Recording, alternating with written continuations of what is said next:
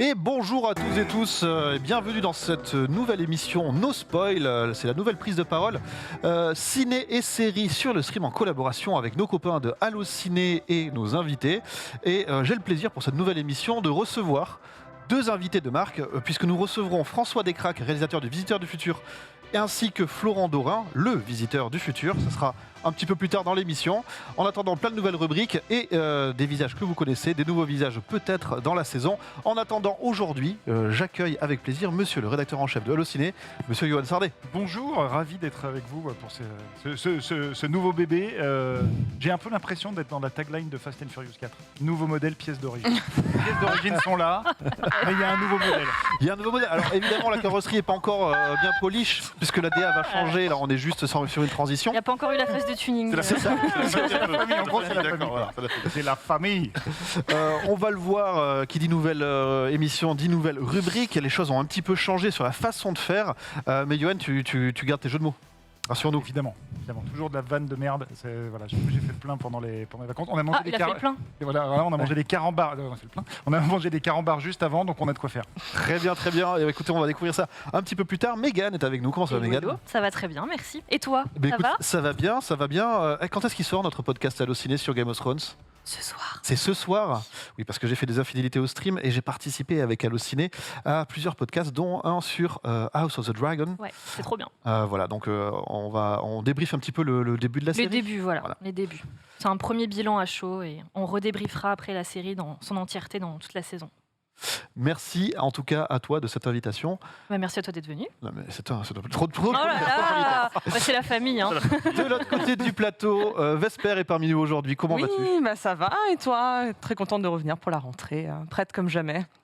T'as passé un bel été ? Mais oui, très beau, très beau. Et puis là, voilà, prêt à redémarrer, à parler de Daniel Craig, entre autres. T'es venu avec un petit truc. Pourquoi on n'est pas surpris ? Oui, très étonnant. Chacun ses marottes. Et puis, tu as déjà parlé de Fast and Furious, donc il fallait bien que je passe à mon autre marotte. Et pour clore le casting du jour, c'est Nanix qui est avec nous. Bonjour Nanix, comment vas-tu ? Ça va très bien, ravi de vous retrouver. Ravi d'être là, tout simplement. Nanix, que toi, justement, aujourd'hui, tu es avec un joli t-shirt Black Panther. Ouais, hâte de voir Wakanda Forever. Je te cache pas. C'est l'attente du... J'attendais rien avant la bande-annonce, parce que j'ai pas aimé le premier volet. Oups. Ah bon ? Ouais.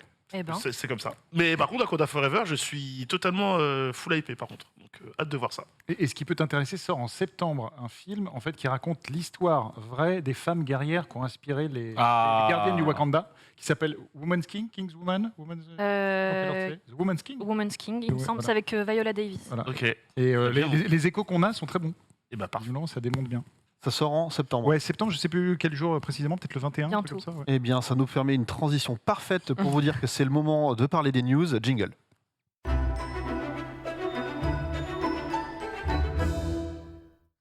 La première des news, Johan, je me tourne vers toi. Tout à fait. Voilà, la nouvelle logique, c'est que chacun vient avec un petit peu ce qu'il a animé sur la planète ciné-série cette semaine. Et là, c'est cet été, parce que du coup, on vient avec beaucoup de choses. Mais donc, c'était dur de faire un choix. Mais j'ai arrêté sur mon choix sur le fait que la plus grande star du monde s'est complètement vautrée cet été. La plus grande star du monde, on pensait que c'était Tom Cruise. Jusque-là, oui. Jusque-là, on pensait. Ouais. On rappelle quand même 1,4 milliard de dollars de recettes pour Top Gun Maverick. Il vient de passer les 700 millions aux US. D'ici, je pense, ce soir, il aura abattu Rain Man comme plus gros succès de Tom Cruise en France. Et l'ami Tom, il nous a même fait coucou depuis un avion. Je ne sais pas si la régie peut passer les images qui sont tombées hier de Mission Impossible. Il est complètement fou. Ce monsieur est complètement dingue. Voilà, donc en fait, il fait carrément de la promo depuis un avion en vol. Et puis après, si vous regardez la vidéo en intégralité, il bascule complètement dans le vide. Cet homme est dingue. Mais c'est pas lui la plus grande star du monde. Non, c'est un monsieur qui s'appelle Amir Khan, qui vient de Bollywood, qui n'a pas tourné énormément de films. C'est un acteur qui choisit, acteur-producteur qui choisit avec parcimonie ses rôles, qui est adepte de la méthode acting, c'est-à-dire qui se fond dans ses personnages. Il est notamment à l'affiche et producteur d'un film qui s'appelle Dangal, qui est sorti en 2016, qui est le plus gros succès de tous les temps de Bollywood. Okay. Quand on dit plus gros succès de tous les temps de Bollywood, on parle de milliards de téléspectateurs. Oui, c'est colossal. Ça rapportait l'équivalent de 2 milliards de roupies, ce qui est à peu près 311 millions de dollars. Et donc ce monsieur qui était absent des écrans depuis un long moment revenait cet été avec ce film qui s'appelle Lal Singh Chadha, qui est le remake bollywoodien de Forrest Gump. Ok. Donc, une histoire qu'on connaît depuis nous, 1994, adaptée d'un roman, l'histoire de Forrest, qui est donc transposée dans ce personnage qui s'appelle Lal Singh Chadha et qui raconte, de la même manière que Forrest Gump racontait l'histoire de l'Amérique, lui, Lal, raconte, donc assis dans son train avec la petite plume qu'il a trouvée, raconte l'histoire de l'Inde. Donc, ça revisite un peu tout ce qu'on attend, enfin tout ce qu'on connaît de Forrest Gump, c'est-à-dire il y a la scène de la plume, la scène des chocolats qui sont remplacés par des Golgappas, qui sont des friandises indiennes. Il y a Elvis qui est remplacé par Shah Rukh Khan. Au lieu de vendre des crevettes, il va vendre des slips, enfin des sous-vêtements de la confection de sous-vêtements masculines, par exemple. La guerre du Vietnam est remplacée par la guerre du Cachemire. Donc il y a un peu tout ce qui avait marqué Forrest Gump transposé dans l'histoire de l'Inde. Et il y a des choses très intéressantes, ça parle beaucoup de guerre de religion, ça parle de violence contre les femmes, donc des choses qui agitent la société indienne. Et moi, c'est pas du tout ma came. Et j'ai vu le film, Paramount m'avait proposé en me disant quand même, vous voulez pas voir. J'y suis allé, j'ai chialé comme un cake. J'ai trouvé ça vraiment génial, mais vraiment, j'ai trouvé ça vraiment hyper touchant.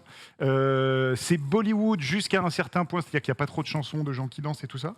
Et donc on pensait que le film serait un carton mondial.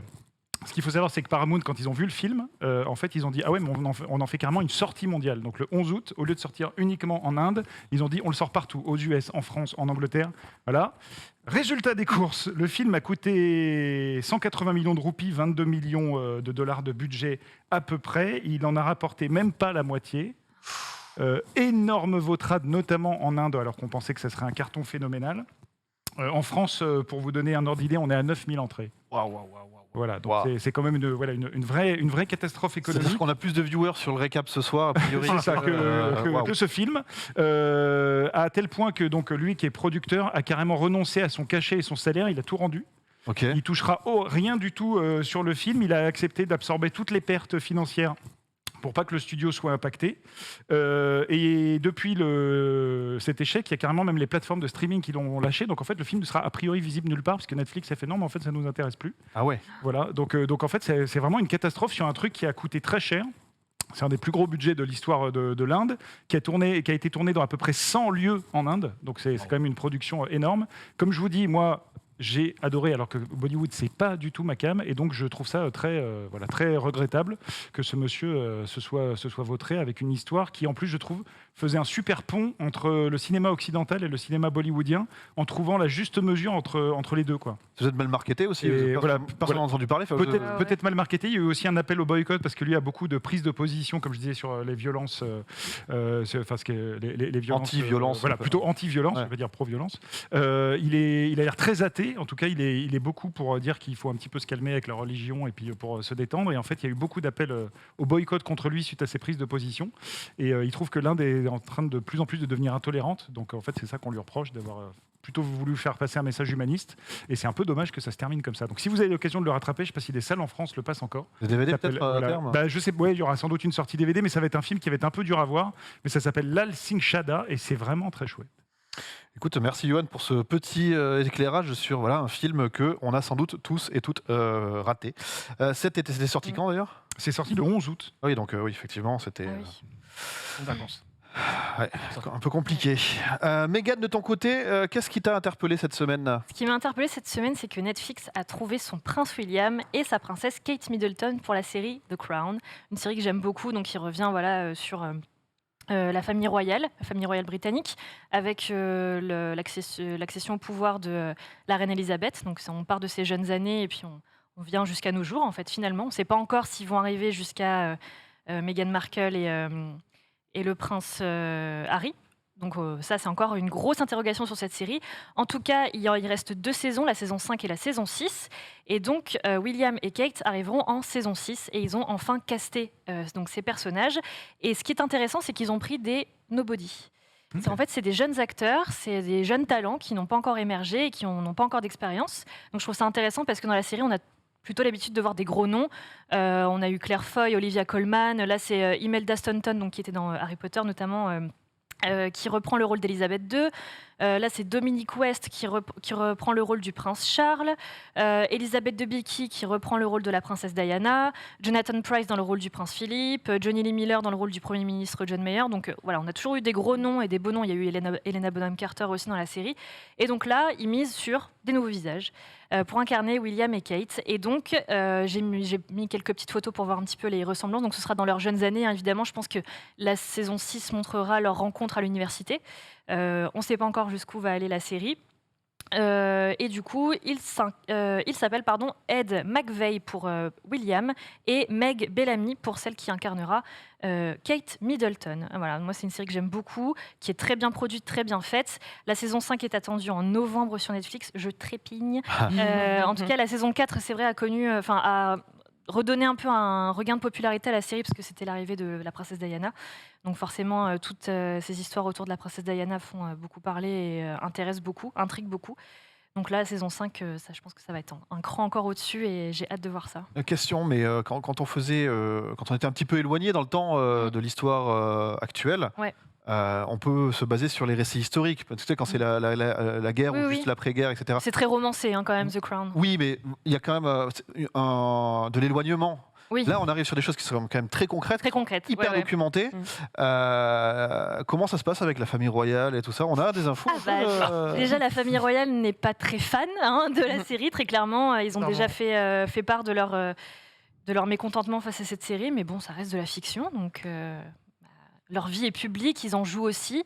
Donc bon, ils sont obligés d'accepter que leur vie soit Donc c'est de la fiction. romancée. C'est de la fiction, Voilà. c'est de la fiction. Évidemment, ils se basent sur des faits réels, mais ça reste très romancé. Ouais, les tenants C'est et aboutissants. impossible de savoir exactement ce qui se passe dans les chambres royales, etc. Ça reste très inventé et très romancé. Après, oui, il y a un parti pris, évidemment, dans la série, Évidemment, qui n'est pas forcément en faveur de la famille royale. de Buckingham.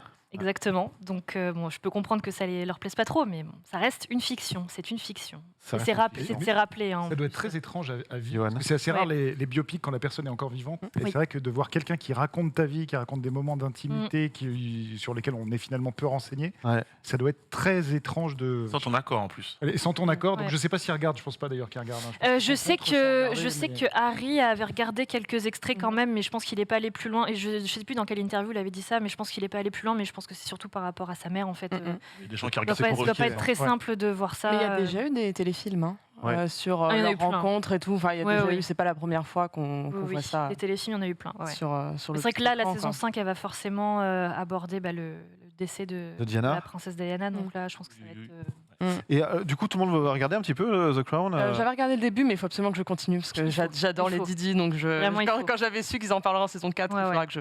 Et l'actrice Je rattrape ça. Emma Corrin est vraiment Ouais, parfaite non, dans le mais rôle. Et là, j'ai je pense hâte. qu'Elisabeth Debicki en saison 5 va être aussi parfaite.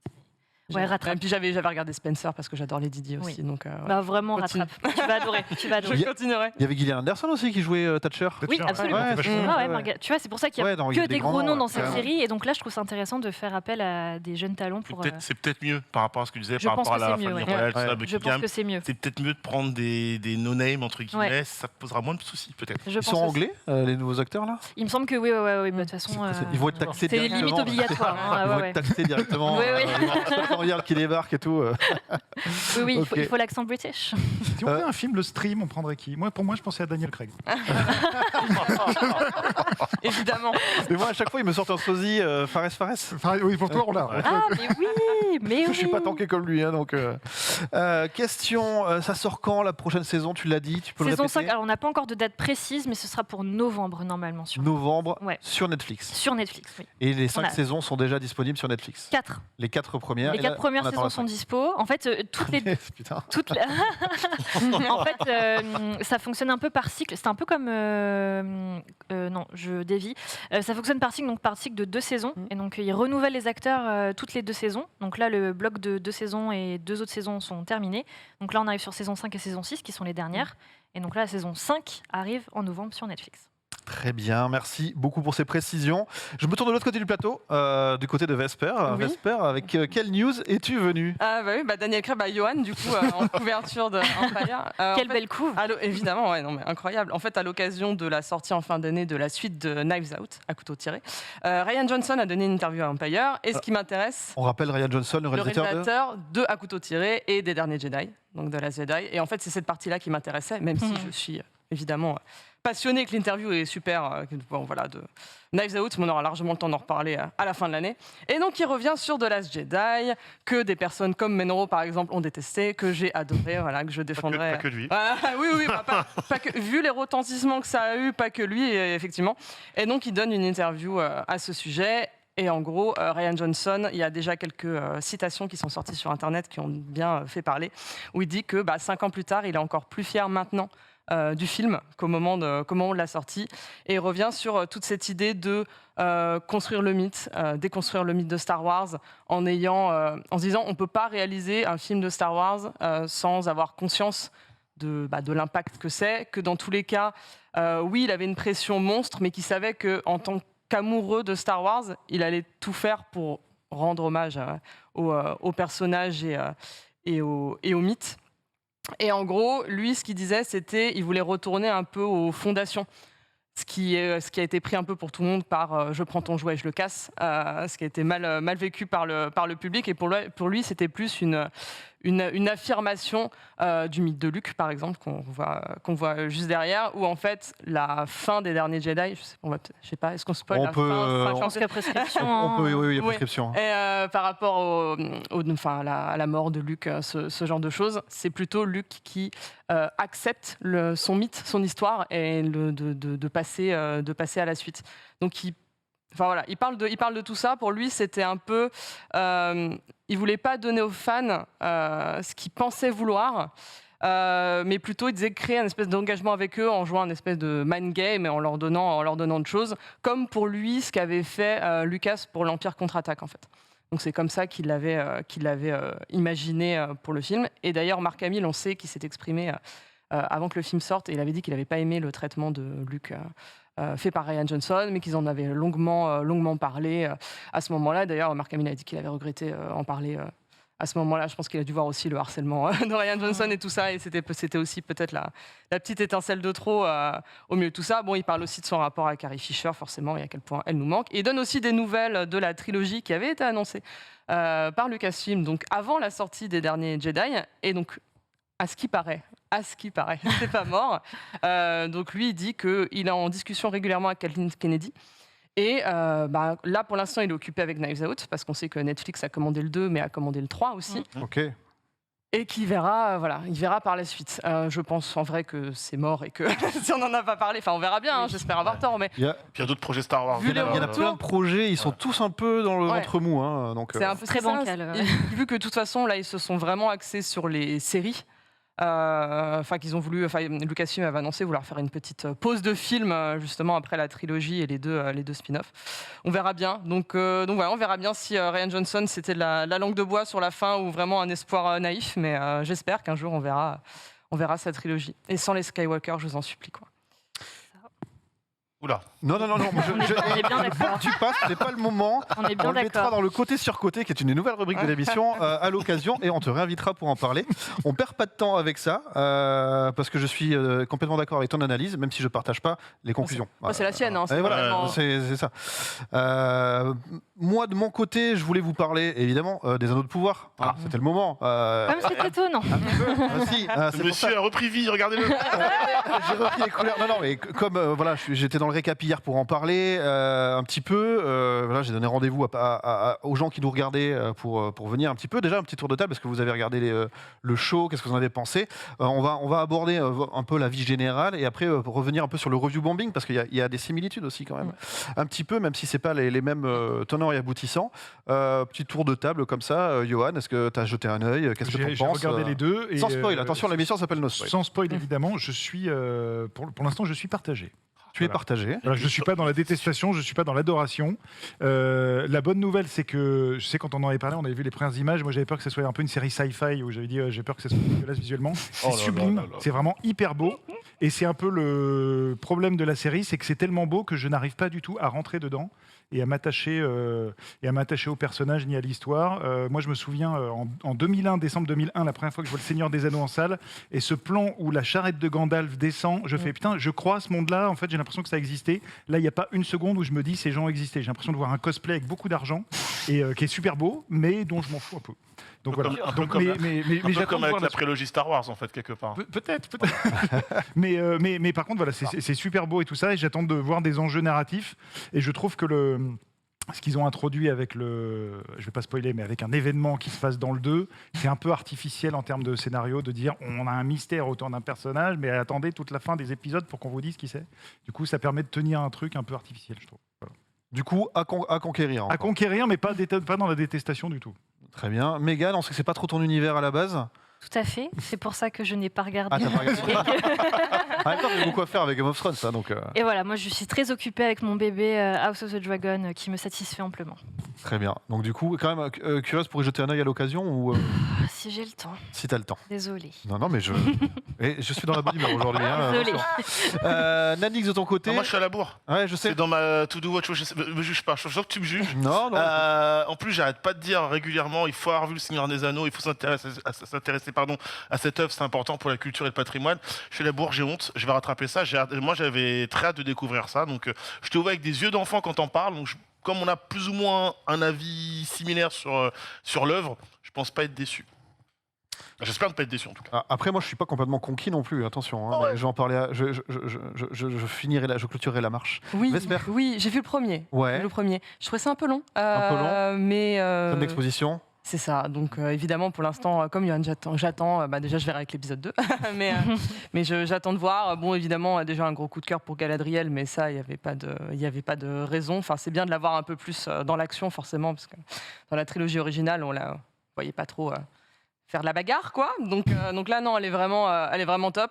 C'est vraiment très beau. Mais oui, j'attends de voir quand ça démarrera pour de bon. Si ça, si Déjà, ça tu verras le 2 et un peu plus, il y a plus d'action. Parce que le 1, c'est vrai que moi j'ai l'impression de voir des phrases de Legolas, tu sais, le soleil rejoué à l'horizon, ouais, mais pendant une heure. Tu faisais une heure de phrases. c'est Est-ce qu'ils savent parler normalement, les elfes? Parce que des fois, ils disent j'ai soif. Ils savent pas dire ça. L'écriture du dialogue de Legolas, quelques années après, on peut en reparler. Le truc, c'est que moi, au contraire, je trouve que le texte, c'est un peu.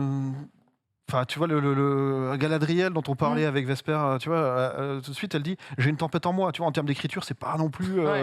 Oh, c'est du Stéphanie de Monaco. Ouais. Ah, la violence. Zéro respect. Moi, de mon côté, c'est un peu un 7 sur 10. C'est-à-dire que. Pas mal. Ah ouais. Oui, mais tu vois, la trilogie, pour moi, elle est. Tu vois Oui. Mais C'est une série, il faut laisser le temps de s'installer. Bah ouais. Ça c'est prend vrai. plus de Non, temps. mais C'est vrai. c'est le début. Voilà. J'avais hyper peur sur plein de points, notamment sur le respect du lore. Et là, pour le coup, on passe à côté de toutes les hérésies absolues qu'il y aurait pu y avoir. J'en suis même à regretter qu'ils n'aient pas plus eu les droits d'adapter des choses, parce que là, du coup, on voit des trucs, mais ils sont pas cités, ils sont juste esquissés. Il y a des raccourcis énormes qui sont faits, et l'intention était plutôt la bonne. Je suis pas convaincu par tous les arcs scénaristiques qu'il peut y avoir. Du coup, voilà, j'attends de voir, selon les choix qui vont être faits, si le 7 se transforme un petit peu et augmente, ou si on descend plus du côté du... c'est peut-être sympa, mais c'est pas du Tolkien. Tu vois, voilà, voilà. Alors qu'on me dit qu'il y a un petit sondage qui est en train d'être fait pour savoir... Je suis en train d'ouvrir Twitch en parallèle, puisque je ne l'avais pas ouvert, Paul. Bravo. Quelle synchronisation Exactement. parfaite. Du coup, le petit sondage, ce début de Ring of Power, The Rings of Power. Sur 5, combien vous lui mettez Voilà, 1 étant la note la plus basse, 5 étant la note la plus haute. Pour l'instant, on est en gros sur du 4 sur 5 pour les gens qui nous regardent. C'est pas mal. Hein. C'est plutôt pas mal. Et j'en parlais tout à l'heure, on a quand même du review bombing. Oui. Déjà, est-ce que le concept du review bombing, quelqu'un veut l'expliquer Je sais pas, Johan peut-être Oui, parce du que nous, sabotage. on le connaît un petit peu sur Allociné aussi. C'est pour ça. On est un site de notation. C'est quand plein de gens se mettent d'accord pour mettre de manière totalement arbitraire soit 0, soit 5. quand c'est on va dire un film avec un gros attrait pour les Des fans de la nuance, en fait. Voilà, et sans aucune nuance, voilà exactement, et pour faire monter ou descendre une note, ce qui oblige tous les sites de notation à réfléchir à la modération, aux algos qu'on met derrière pour essayer de mettre à la marge des avis qui occultent le vrai avis en fait. C'est du sabotage. C'est un peu du sabotage. Ok.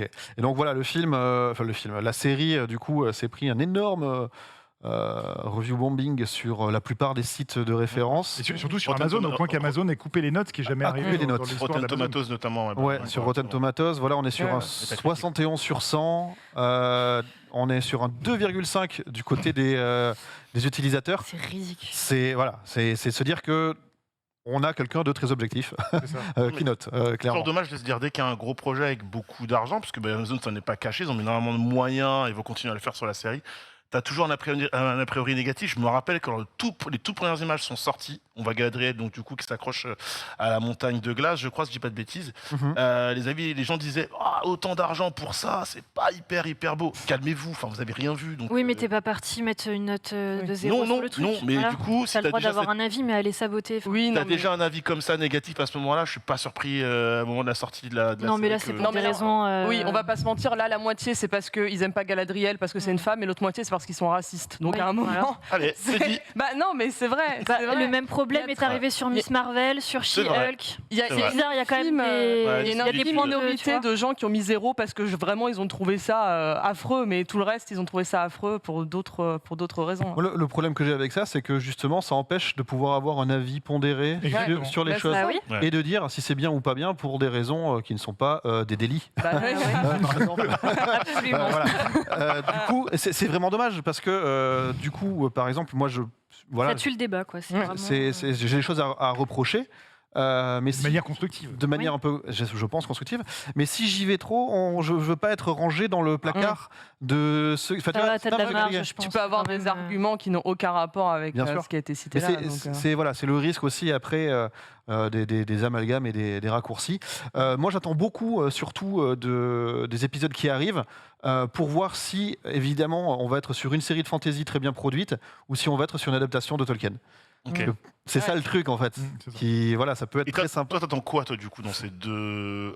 Un peu des deux ou plus l'un que l'autre? Non, c'est normal que dans une adaptation, on doit faire des raccourcis. Peter Jackson était le premier à en avoir fait à l'époque. Il s'était pris pareil des critiques. Alors à l'époque, c'était sur des forums, hein, mais T'es obligé aussi. Hein. voilà, il s'est pris énormément de critiques. Aujourd'hui, tout le monde l'a oublié et tout le monde encense le film, sauf Ouais. ceux qui disent que c'est trop long et enfin voilà. Mais ceux qui s'y sont prêtés et qui sont un peu compatifs, enfin qui aiment bien le truc, tout le monde est d'accord pour dire ah là là quel succès, 11 Oscars plus 4 plus 2, enfin voilà. Non mais tu vois voilà, on oublie qu'à l'époque l'accueil était un peu plus compliqué. Même le Tolkien Institute avait dit ah c'est pas du tout ce cas. Enfin voilà donc. Faut laisser un petit peu décanter les choses et surtout juger l'œuvre pour ce qu'elle est. Et moi, ce que j'aimerais, c'est que ce soit une adaptation. Et donc, voilà, pour l'instant, il n'y a pas assez de choses pour qu'on puisse se trancher. Mais je fais partie des gens curieux qui ont envie d'avoir la suite. Et je crie pas à l'hérésie du tout. Pour l'instant, 7 sur 10. Pour l'instant, c'est 7 sur 10. Il y a combien? 6 épisodes? Il y en aura 8. 10 10 ou 8 Non, mais 8 8. pour la première saison 8. 8, Plus, 10, moins, plus, moins. 8 Non, et a mais- priori 5 saisons au moins. C'est ça. Non, mais déjà là, il y aura moyen de se faire au moins une idée à la fin de la première saison. Oui. Demande d'épisode d'1 heure. Oui, en plus. enfin, Oui, bien sûr. Mais J'espère. tu vois, il y a des trucs qui me gênent, qui sont tout le temps là dans l'Heroic Fantasy, dès qu'il y a des dwarves, des nains, mais au sens d'une race différente, pas des humains de petite taille, comme Tyrion Lannister, par exemple, dans Game of Thrones. Là, on est sur un peuple différent, qui a une petite taille. Bon, voilà. Mais on peut pas s'empêcher de faire des nains balourds. Qui boivent comme des gros comme des rustres, fous, qui rotent, d'accord. etc. Je me souviens dans le Hobbit de Peter Jackson, dans la version longue, on a carrément des concours de bombes où il y a les nains qui se mettent à poil dans la fontaine d'Elrond. Ah, d'accord. Ah, et on a à ce niveau-là, sauf que les nains de Tolkien sont pas du tout comme ça. C'est une race très noble, Très raffiné. beaucoup plus raffinée. Ce côté nain balourd, ça arrive plutôt de Donjons et Dragons. Et du coup, Peter Jackson avait choisi d'en faire un comic relief. C'est un peu dommage. D'avoir là encore une fois, dès le premier épisode ou le deuxième, un nain qui rote, tout simplement. Voilà, donc voilà, j'attends de voir où on va. J'aimerais qu'on évite les poncifs et qu'on raconte quelque chose. Pour l'instant, je donne rendez-vous pour un gros débrief d'ici la fin de la série. Alors qu'on voudrait voir un concours de bombes chez les elfes. Alors que voilà, Ouais, beaucoup ça, plus. voilà. Nanix, Oui, tu bah es venu là, toi avec un trailer, on là, change de registre. bah là, quelque chose qui un projet. Je vais parler de projet plutôt que d'œuvre cinématographique qui va peut-être aussi raconter quelque chose. Tout le monde connaît ici évidemment Winnie l'ourson. Ah bah oui. Oui. Et j'étais tombé évidemment sur ces petites images, sur cette news à l'époque. Et enfin, on a un trailer pour Winnie the Pooh, Blood and Honey. Donc Winnie l'ourson, sang Alors, et miel. ça, C'est la Ça a l'air traduction. d'être une série Z, ton truc. Alors, il faut savoir que du coup, on suit les aventures de ce jeune homme et de cette jeune demoiselle. Je crois que le personnage qu'on voit, c'est Christopher Robin, donc personnage important qui est lié à Winnie l'ourson et à Porcinet. Il faut savoir que Christopher, Winnie et Porcinet, mais c'est si ils ont drôle. vécu, Surréaliste. Vas-y. ils ont vécu des grands. Je sais pas, c'est très dur, hein, sachez-le. Je vais aller au bout Tu de vas y mon truc. arriver, courage. Voilà, ils ont vécu des moments très importants, énormément d'amitié, beaucoup de proximité, surtout, ils avaient une relation très liée à la food, à la nourriture. Sauf que Christopher, en grandissant, a fait de moins en moins de passages à la forêt des rêves bleus. Du coup, c'est beaucoup moins occupé de Winnie l'ourson et de Porcinet. Et je vous donne en mille, quand vous laissez un ourson et un petit Porcinet seuls dans une forêt sans aide, Finis pas cette phrase. voilà. Qu'est-ce Non, que- vas-y. Voilà, ils retournent à l'état sauvage, tout simplement. Et donc, du coup, ils deviennent cannibales et sanguinaires. Et Christopher se dit un jour, parce que du coup, il a grandi, hein, il s'est trouvé une petite copine, tout ça. Et si je retrouvais mes amis d'enfance et je renoue avec eux? Évidemment, ça se passe très mal. On a droit donc à un slasher qui logiquement devrait être vendu dans les bonnes boutiques de revente à 1 euro maximum. Alors derrière ce projet, au-delà de la blague, il faut savoir qu'il y a une grosse hype, mine de rien, autour de ce projet. Je vous explique pourquoi. Le réalisateur et scénariste, donc Chris Waterfield, avait communiqué, je crois de ça, il y a un peu plus d'1 an autour de ce projet-là, en pensant pas que ça prendrait des proportions énormes. Les gens se sont dit, attendez, un slasher sur Winnie l'ourson, j'ai envie de voir ça. Surtout que les premières images avec l'espèce de masque assez horrible, bref. mine de rien, ça en a dégoûté certains et ça a attiré la curiosité d'autres. C'est dégueulasse la police là. Mais Ouais, totalement. ouais. Il faut savoir, vous me dites, mais comment Winnie l'ourson a pu tomber entre les mains de ce type, tout simplement, et pourquoi? Tout simplement parce que Winnie l'ourson, à la base, tiré d'un bouquin, et ce bouquin date de 1926, et donc depuis est tombé dans le domaine public. Donc ça veut dire que Winnie l'ourson, Porcinet et tout l'environnement qui est autour d'eux, à savoir la forêt des rêves bleus, est désormais exploitable par n'importe qui. Johan, si tu veux, on peut même refaire un J'ai dernier des de idées. Mohican, Ouais, j'ai des idées. dernier de Mohican version Winnie l'ourson. Il faut savoir qu'il n'y aura pas Tigrou dans le film. Ah, Que Ah, Tigrou, lui, est dommage. apparu Tigrou. 2 ans Ah. après, donc 1928. Ah, mais Donc, donc dans 2 ans, on a le droit. donc dans 2 ans pour la suite de Ah, il y aura Winnie. une suite? Potentiellement, si Ah. ça marche. Ouais. Combien il y a de Sharknado maintenant? Ouais, c'est vrai. Voilà. Alors, une date de sortie 2023. Une date précise pour l'instant non, prévue pour l'année prochaine. Je ne cache pas que le trailer donne furieusement envie de ne pas aller voir. Ah si, moi si, j'ai trop envie de bah, le voir. Faut y Mais- aller plusieurs avec des chips. Mais quoi. oui. Mais voilà, absolument. c'est pour histoire de bien se marrer, ça peut être absolument drôle. Voilà, Christopher, Winnie, Porcinet, dans Winnie the Pooh, Blood and Honey. Tu l'as bien Voilà. Ah, mais c'est génial. Le miel et le sang. Sang et miel. Non, mais vraiment sang et miel. On dirait le titre d'un Pokémon, une version Ouais. de Pokémon. Tu vois, c'est terrible. Je me demande si c'est pas le même réal, mais je sais que l'an dernier. Alors, Maître il y a- Hibou, dis-nous. Non, non, mais je préfère Petit Gourou. Moi, je suis plus de la team Petit Gourou. Non, mais il y a un réal qui a tourné un film d'horreur en secret dans les parcs Disney. Et je sais pas si c'est le même Non, gars. non, lui, il a, qui tourné- aussi, non, non, il a tourné dans c'était- un En parc. fait, ils ont fait des petits Ouais. plans à la Ouais. One Again. Non, il a sans tourné dans un autorisation. parc, Ah ouais, mais c'était d'accord. pas dans les parcs Disney. Il a vraiment D'accord. tourné en forêt. Donc, peut-être- ouais, si ce film Ouais. arrive aussi, on peut se faire des bonnes Voilà. soirées horreur Disney, ça peut être bien ça. Mais du coup, il buzz depuis Ouais, Chris c'est Waterfield. hein. drôle. Il buzz de fou. Hein. Donc les médias américains ont fait des interviews. Il a montré sa tête.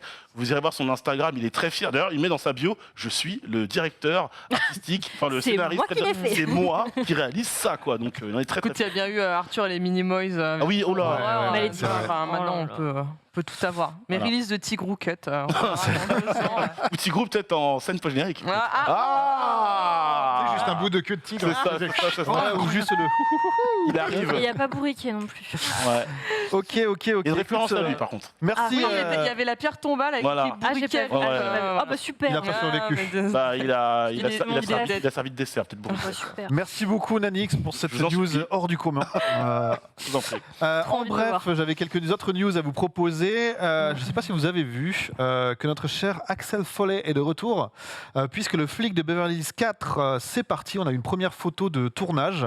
Bras cassé. Donc de Eddie Murphy, voilà, avec le bras et puis son célèbre blouson. Mhm. Ce sera un film Netflix. On en entend un truc de votre côté ou pas plus que ça. Prince à New York 2, c'était pas top déjà. Non. Ouais. Donc, mais ça a cartonné, je crois qu'un Prince à New York 2, ça a été un des plus gros succès Prime Video de l'an dernier. Ah bon ? Donc c'est peut-être pour ça qu'Eddie Murphy revient un peu Ah oui. en hype, quoi. Et puis c'est la série des Legacy Quells. Ah oui, C'était cool. c'est à la mode. Après de là, je sais pas. On verra. Et il aura une autre voix, puisque Medondo est décédé, parce que nous on connaît pour La voix. Eh ouais, mec. Mm. Ouais. Et en Mais il fait- vieillit pas par contre. J'ai l'impression qu'il vieillit pas. Non, il change pas. c'est- Voilà. Autre news, un trailer est tombé pour le film Dead for a Dollar, le western de Walter Hill avec Christopher Waltz, Willem Dafoe et Rachel Brosnahan.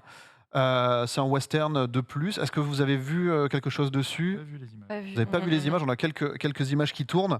Ça fait partie des films, je crois, qui ont été présentés en Présenté off à Venise. à Venise. Je Là, crois qu'il y a eu justement. de très bons retours.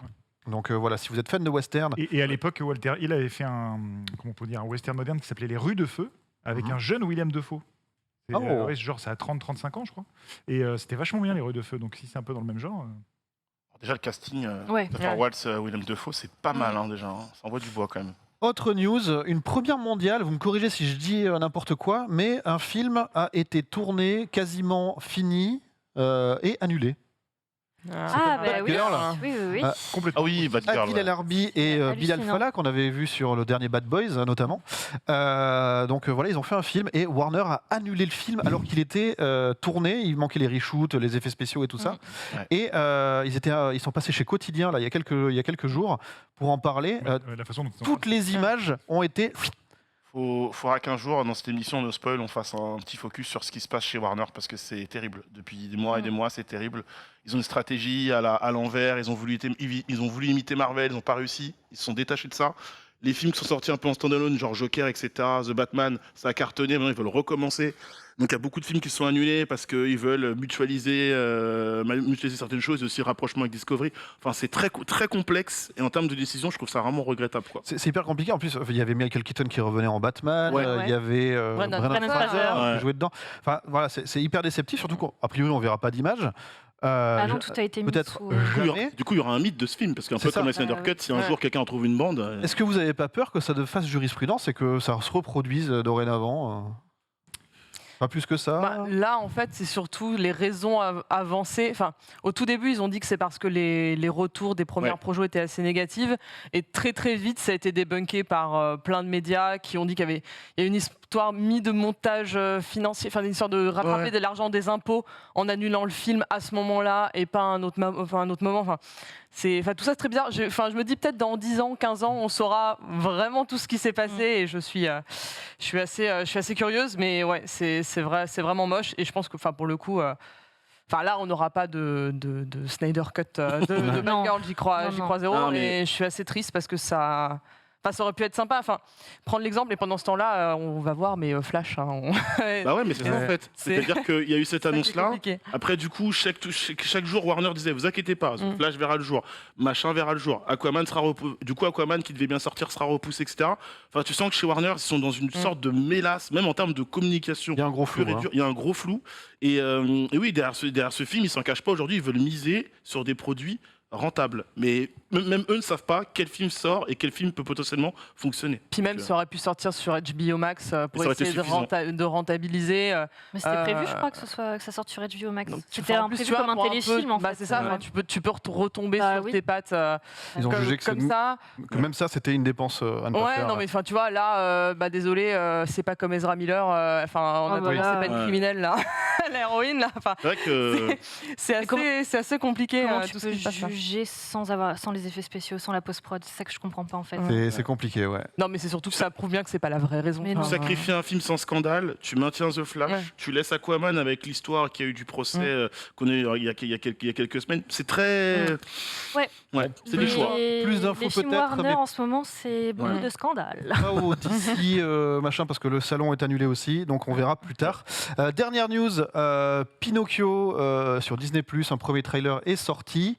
On a vu les premières images, mais ça fait partie des sorties, donc on Absolument. en parlera tout à l'heure. Ce sera pour le Disney Day. C'est pour le voilà, tout à fait. Je vous propose évidemment, si vous avez soif d'autres news, d'aller sur tout simplement Allociné pour les news ciné et séries.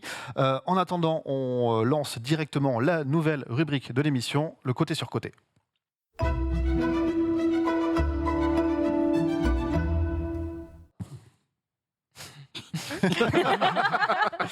Le Pardon. côté sur côté, on avait fait des émissions spéciales l'an dernier où chacun venait avec un film qu'il venait défendre, qu'il trouvait un peu underrated. Ou... Tout le monde venait avec des vrais avis, puis Yoann, quoi. Et puis voilà.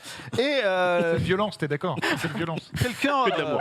quelqu'un dans l'actualité justement a défrayé la chronique. Il s'agit de Quentin Tarantino qui a jugé de quelques-uns de ses pairs et notamment du cinéaste François Truffaut. Tout à fait. C'est quoi les termes? Un joyeux empoté, je crois. Ouais, c'est quand même pas mal. C'est quand même pas mal. Et il a dit qu'Indiana Jones 3, c'était vraiment une purge et qu'Indiana Jones 4, c'était quand même bien. Ça, c'était le truc de trop Voilà. pour moi. Quentin, qu'est-ce qui t'arrive, Quentin? Truffaut, bon, ok. Indiana Jones 3, ça, c'est mort. Du coup, nous, on va se faire Quentin Tarantino. Voilà, tout simplement. Droit de réponse. De manière objective. De manière objective. Pas en se vengeant de Truffaut ou d'Indiana Non, Jones. bien sûr que non. C'était On met, juste l'occasion. on met ça de côté, quoi. Moi, je voulais savoir un petit peu. Alors, Quentin Tarantino, côté sur côté, on entend tout et n'importe quoi. Johan. C'est moi qui commence. Allez, C'est ouvre moi le qui jeu. joue.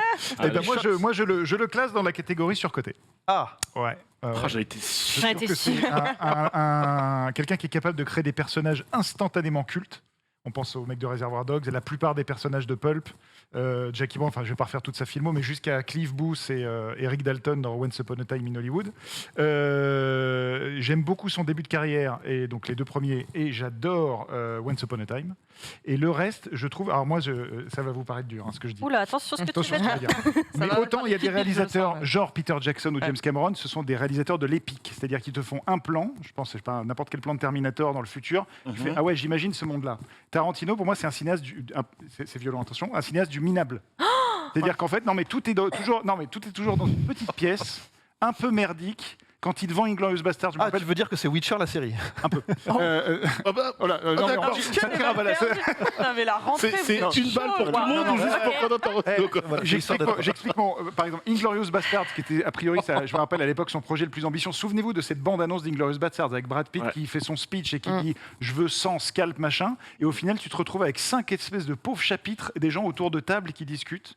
Et tu dis, mais il est où le film d'action qu'on m'avait vendu avec des mecs qui vont chasser les scalps?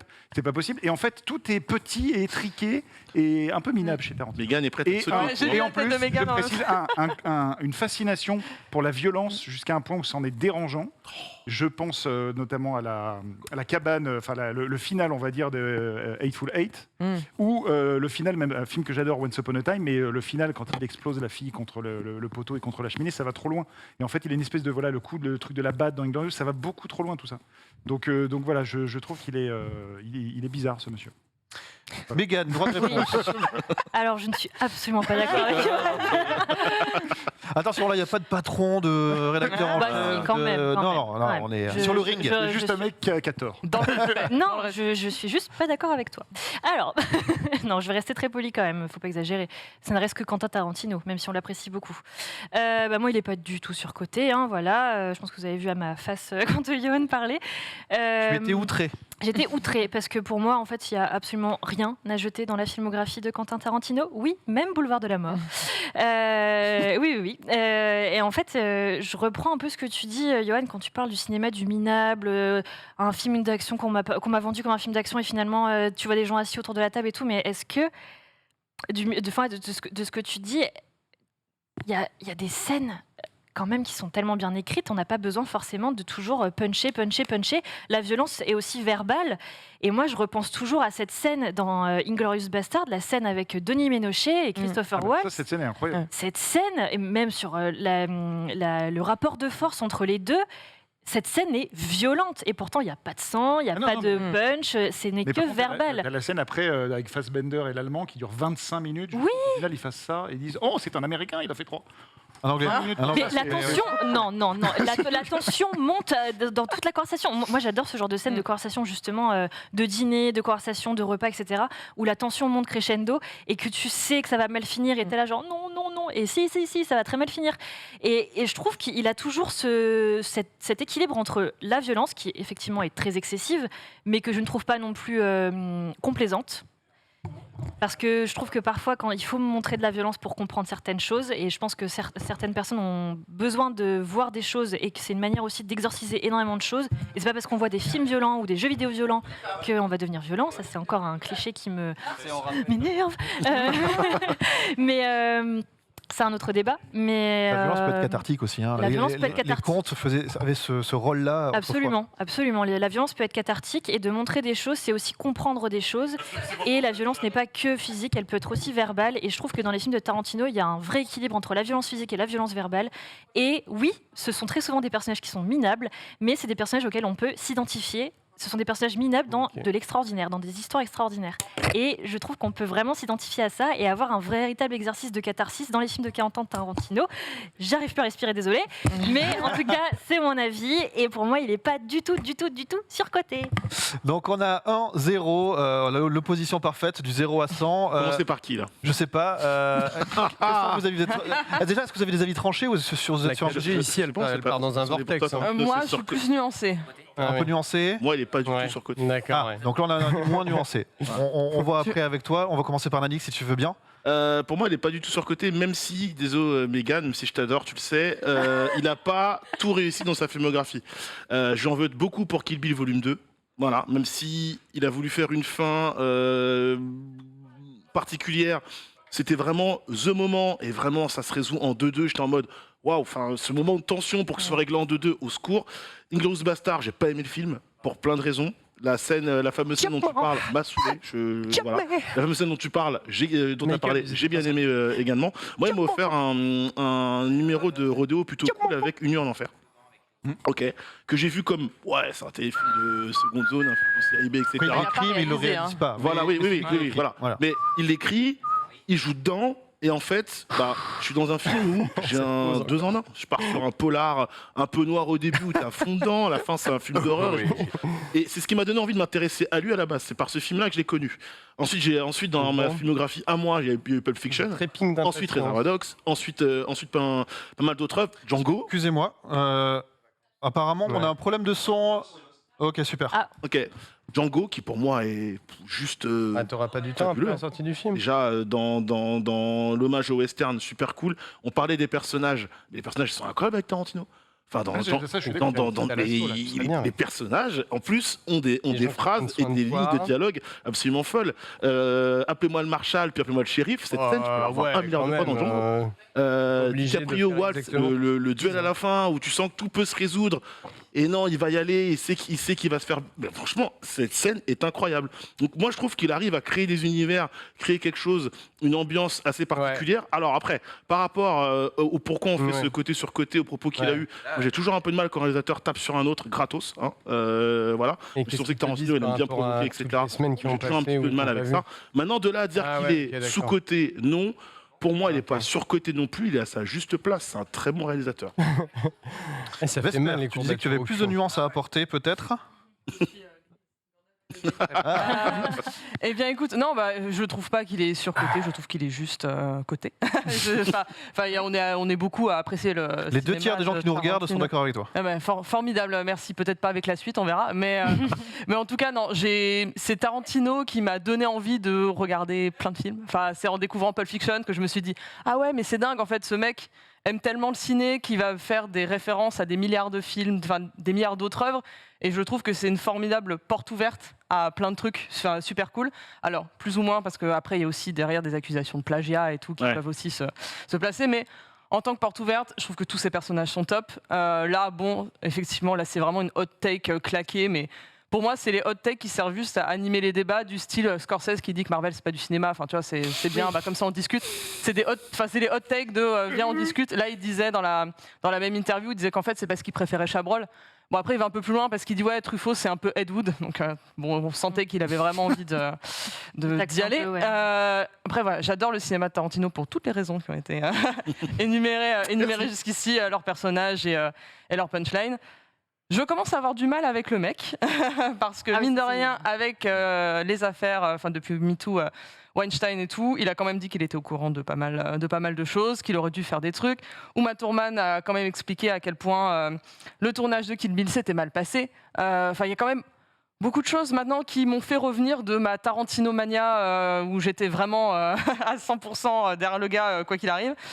Là, voilà, j'ai un peu plus de mal sur ce côté-là qui font que, ouais, maintenant, ça dépend des scènes, mais ouais, pour moi, c'est plus le cool kid que je m'imaginais en se disant la revanche du nerd qui travaille dans le vidéoclub, on est un peu plus loin que ça. Bon, j'ai quand même kiffé Once Upon a Time in Hollywood, il n'y a pas de souci, mais c'est ça qui me fait grincer des dents maintenant, donc c'est un peu plus dur. De mon côté, je suis assez. J'aime bien le cinéma de Tarantino, sauf quand il s'auto-parodie. Et des fois, il met le curseur un peu trop loin dans la patte Tarantino, et je trouve que ça a un effet un peu pervers, dans le sens où il va à la facilité, peut-être. Voilà. Donc, j'aime bien plein de choses, mais je suis un peu comme Johan, j'aime bien le début. Et j'aime beaucoup le dernier, avec un petit ventre mou au milieu peut-être. Mais ce que tu appelles parodie, c'est les gimmicks ou c'est vraiment des... Enfin, tu as des exemples en particulier Ouais. Parce qu'il va trop loin dans... La fin de Hateful Eight, je suis d'accord avec Johan. Je trouve pas que la violence serve le récit, etc. Et quitte à faire du Tarantino, j'aurais bien aimé, je sais pas, je peux pas le dire parce que ça va spoil. Mais à un moment, il se passe quelque chose, on aurait pu réavoir un nouveau générique. Voilà, donc, ouais, il y a des choses sur la fin de Inglourious Basterds qui part dans un délire complet, dans un cinéma qui s'enflamme avec Mélanie Laurent. Écrire l'histoire, quoi. C'est embêtant. Ça, c'est marrant. Ça n'a jamais eu de vocation à être Once Upon a Time, je trouve ça marrant, parce qu'il y a un côté conte. J'aurais aimé que l'histoire d'Hollywood se passe comme ça. Là, quand on est à tuer un certain personnage historique qu'on n'aime pas beaucoup, c'est embêtant. Non, mais pour moi, il y a une espèce de vengeance d'enfant qui fait si c'était moi, je l'aurais tué. Mais c'est s'amuser, c'est genre il le peut, il l'a fait. C'est même pas ça, c'est surtout que c'est une scène qui est hyper grand guignol, alors que la scène d'intro, vous en avez parlé tout à l'heure avec Denis Ménochet, elle est complètement épique, iconique. Elle est incroyable. C'est une fresque presque du niveau du western de Sergio Leone. Exactement. Et je trouve que c'est inégal. Et c'est là que je dis que des fois, il va dans la facilité. Un peu, enfin voilà. Après, il n'est pas parfait. Donc moi, je trouve un poil surcoté. Peut-être. Un poil surcoté. On est surcoté. Mais après il me fait fermer ma gueule quand il fait Once Upon a Time in Hollywood, tu vois. Donc voilà, c'est aussi con que ça. Hey. Il est fort. Je crois qu'une des limites, c'est moi j'ai toujours ça comme problème, même avec des films genre Les Gardiens de la Galaxie. Rien à voir avec Marvel, mais en fait quand des mecs se disent là on fait un film trop cool, genre Bullet Train, et en fait ça me gêne quand les gens savent qu'ils sont cool. C'est pour ça que j'ai pas aimé Bullet Train. Cool, et du coup quand tu sais que t'es cool, tu l'es plus. Tu vois, Les Gardiens, ça a marché parce que c'était cool. Le 2, ils ont surfé sur ce que tu dis, et c'est pour ça que le 2 est beaucoup moins bien que le premier. C'était notre nouvelle rubrique côté sur côté, où on revient comme ça sur... on essaie d'ouvrir des portes qui sont fermées, ou l'inverse. Voilà, la semaine prochaine, on verra peut-être un autre réalisateur, une réalisatrice, ou une saga, on verra bien. En attendant, je vous propose d'accueillir nos invités, François Descraques et Florent Dorin, pour la sortie du film Le Visiteur du Futur. On se retrouve juste après le jingle et la bande-annonce.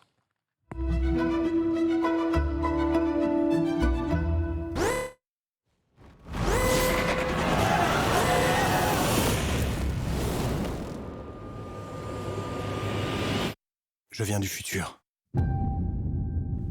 Si vous ne m'écoutez pas, voilà ce qui va se passer.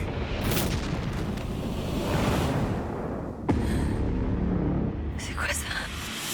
On est où? Dans le futur. Ta centrale va exploser, papa. Vous n'allez pas me faire croire que toutes les catastrophes qui ont lieu dehors sont toutes de ma faute. Si tu construis ta centrale, voilà ce qui va se passer. Tous les 70 ans, le nuage tue 50% de la population à chacun de ses passages. Il est bien gros, là. Sacrifier mon père pour sauver le monde, c'est pas juste. Je suis sûre qu'il peut changer. Lui et ses complices sont notre priorité. Ses actions peuvent briser le continuum espace-temps. Il y a 2 nouveaux types qui ont débarqué, le clodo a disparu. Je suis perdu, là. 3, 2... J'entends des chiffres, mais à l'envers. La compte à rebours. C'était ça, les chiffres. Notre mission est de protéger le cours du temps. Si on perd, tout le monde perd.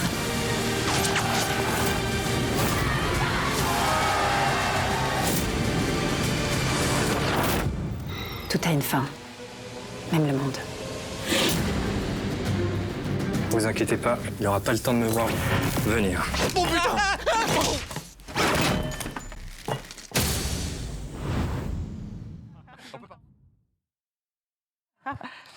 Retour en plateau avec nos invités François Descraques et Florent Dorin. C'est un plaisir de vous avoir avec nous. Bonjour messieurs. Bonjour et merci.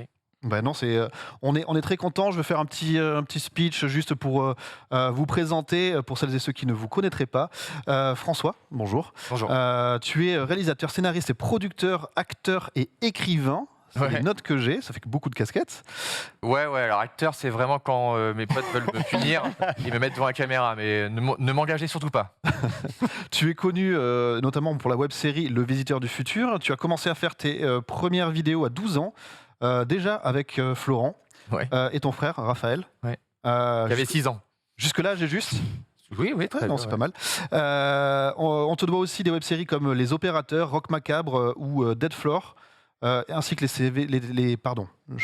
séries TV Deadland ou Dark Stories. Ouais. Ok. Et Le Visiteur du Futur, c'est ton premier long métrage. Tout à fait. Ouais, mon premier long métrage qui sort demain. Il sort demain. Florent, de ton côté, Florent Dorin, tu es comédien et aussi chanteur. Alors sur toi, on ne va pas te demander quoi que ce soit. Tu es connu notamment pour ton rôle du visiteur dans Le Visiteur du Futur. On t'a vu aussi dans le film web du collectif Suricat, Les Dissociés. Tu as participé à de nombreux courts-métrages, web-séries, notamment encore une fois avec François. Tu étais dans Rock Macabre, mais aussi dans des séries créées par Slimane Baptiste Beroun, qui est donc le docteur Castafold du Visiteur. Et tu as sorti plusieurs EP. Et aussi fait du doublage, notamment en doublant Paul Dano dans le film Youth de Sorrentino. C'est quand même... Exact. Mais du doublage, j'en fais pas énormément. Je travaille avec un directeur de plateau qui m'appelle de temps en temps, que j'avais rencontré au Conservatoire National Supérieur d'Art Dramatique. Oh, ça le fait. Et avec cette formation-là, j'ai été amené aussi à faire pas mal de théâtre. Voilà, j'ai beaucoup tourné sur des pièces de théâtre. C'est ce que j'allais dire, et tu es aussi comédien de théâtre. Chose que peut-être les gens savent un peu moins. D'ailleurs, une actu de ce côté-là Non, justement, en fait, le truc, c'est que les années où j'étais plus, disons, sur Internet, je me suis vraiment consacré à des projets de théâtre, notamment avec une compagnie qui s'appelait Attirdel, et c'était des copains du Cons, que j'avais rencontré à l'école, et en fait on a fait grossir cette compagnie de spectacle en spectacle. J'ai tendance à dire que ce que j'ai vécu au théâtre avec cette compagnie, c'était aussi un peu un miroir de ce que j'avais vécu avec François sur Internet. Et au moment de faire le film, j'ai dû choisir, parce que les calendriers se bloquaient un peu. Et le Covid a choisi pour nous. Eh oui, parce que vous l'avez tourné au moment de la pandémie. En fait, on a failli le tourner en mars 2020. Donc finalement on est rentré chez nous. Et après, littéralement 1 an plus tard, on a retourné, on a tourné pour la première fois, et c'est là où on a eu le deuxième confinement, donc on a dû tourner, mais avec des conditions très strictes. Donc voilà, vous êtes là aujourd'hui pour nous parler du Visiteur du Futur, le film, qu'il sort demain en France au cinéma. À l'origine, c'est une web-série créée par toi, François. Premier épisode sorti le 26 avril 2009 sur Dailymotion. Oui. Oh oui, je me rappelle. Un petit peu avec Florent Dorin, qui est avec nous aujourd'hui, mais aussi Raphaël Descraques, Slimane Baptiste Beroun, Mathieu Poggi Poggi, italien, ou encore Justine Le Potier. 4 saisons, notamment coproduites par Ankama et France TV à partir de la 3e saison, et une diffusion sur France 4.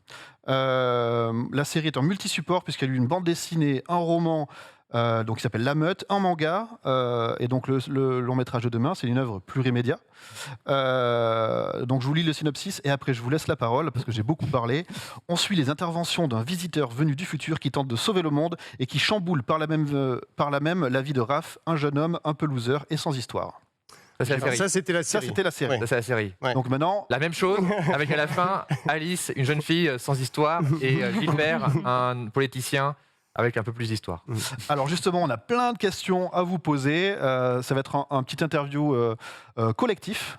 Et voilà, le premier qui ouvre premier feu, c'est monsieur le rédacteur en chef d'Allociné, Yoann Sardet. Tout à fait. Alors déjà, je suis très content. On avait déjeuné ensemble à Cannes en 2021 avec JB.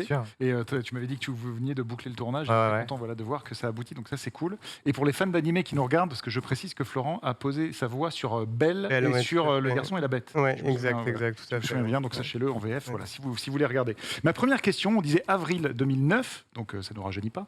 Quel souvenir vous gardez du début de cette aventure au moment où François te pitch en disant « j'ai une idée ».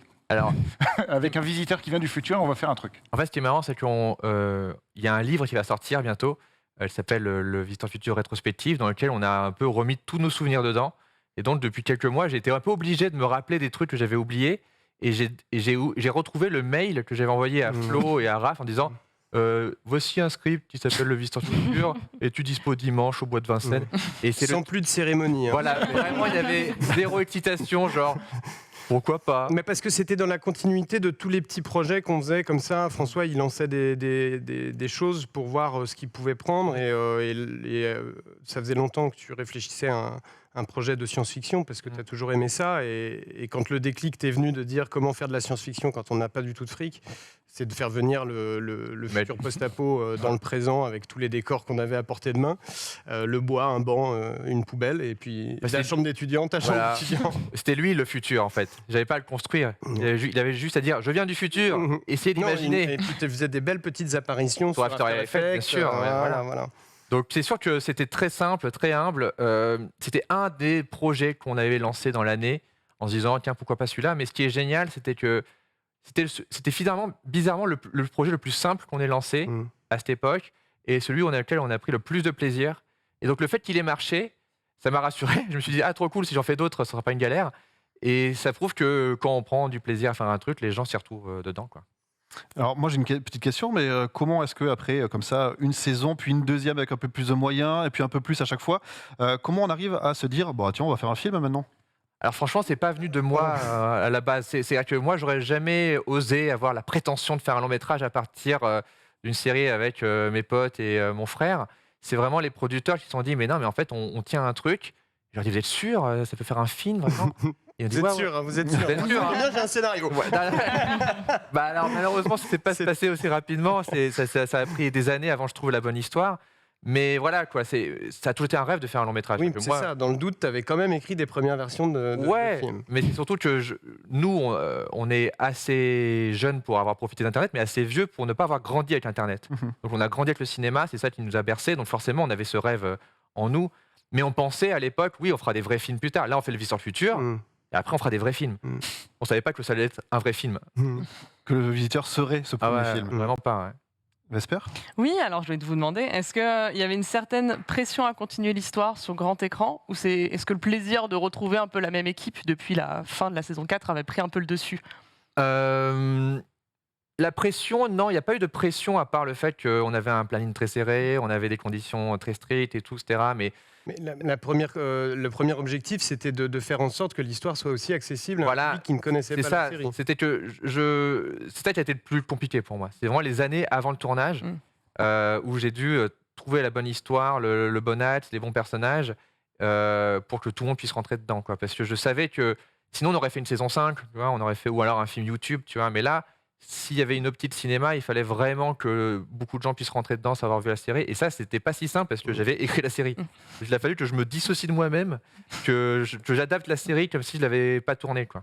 Comment Pardon, vas-y. Excuse-moi, parce que je rebondis là-dessus parce que moi je connaissais pas du tout l'univers du Visiteur du Futur et du coup j'ai découvert grâce au film.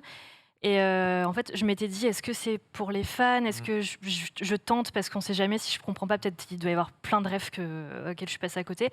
Et du coup, je m'étais dit, est-ce que ce film va être fait pour moi? Et finalement, bon, j'y suis allée parce que évidemment, vous recevez, j'étais très curieuse de le découvrir. Et je trouve que il y a une réussite là-dedans, c'est qu'on nous prend par la main quand même si on connaît pas ce personnage du Visiteur du Futur. L'histoire fait que il y a énormément de choses universelles dans des films qu'on a déjà vus.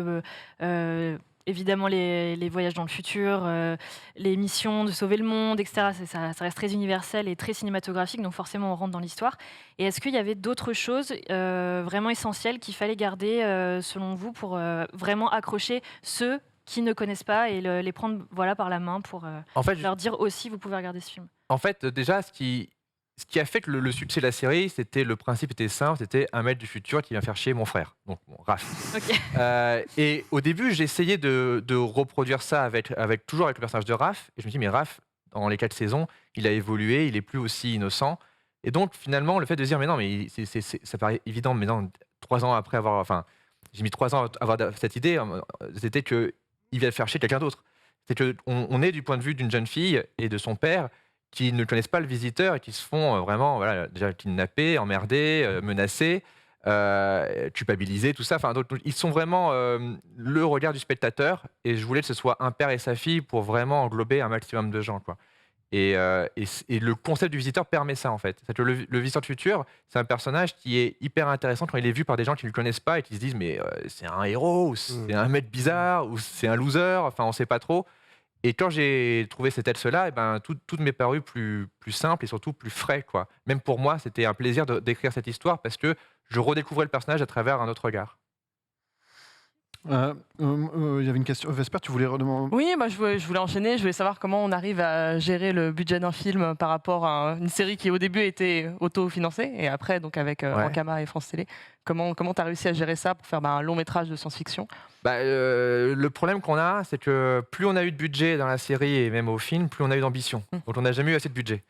Donc on se retrouve toujours avec les mêmes soucis de faire rentrer un truc comme ça dans un truc comme ça. Et c'est là où justement il y a un mélange entre des gens du cinéma qui forcément nous ont aidés, etc., qui ont une expérience du budget, mais aussi des gens de la série.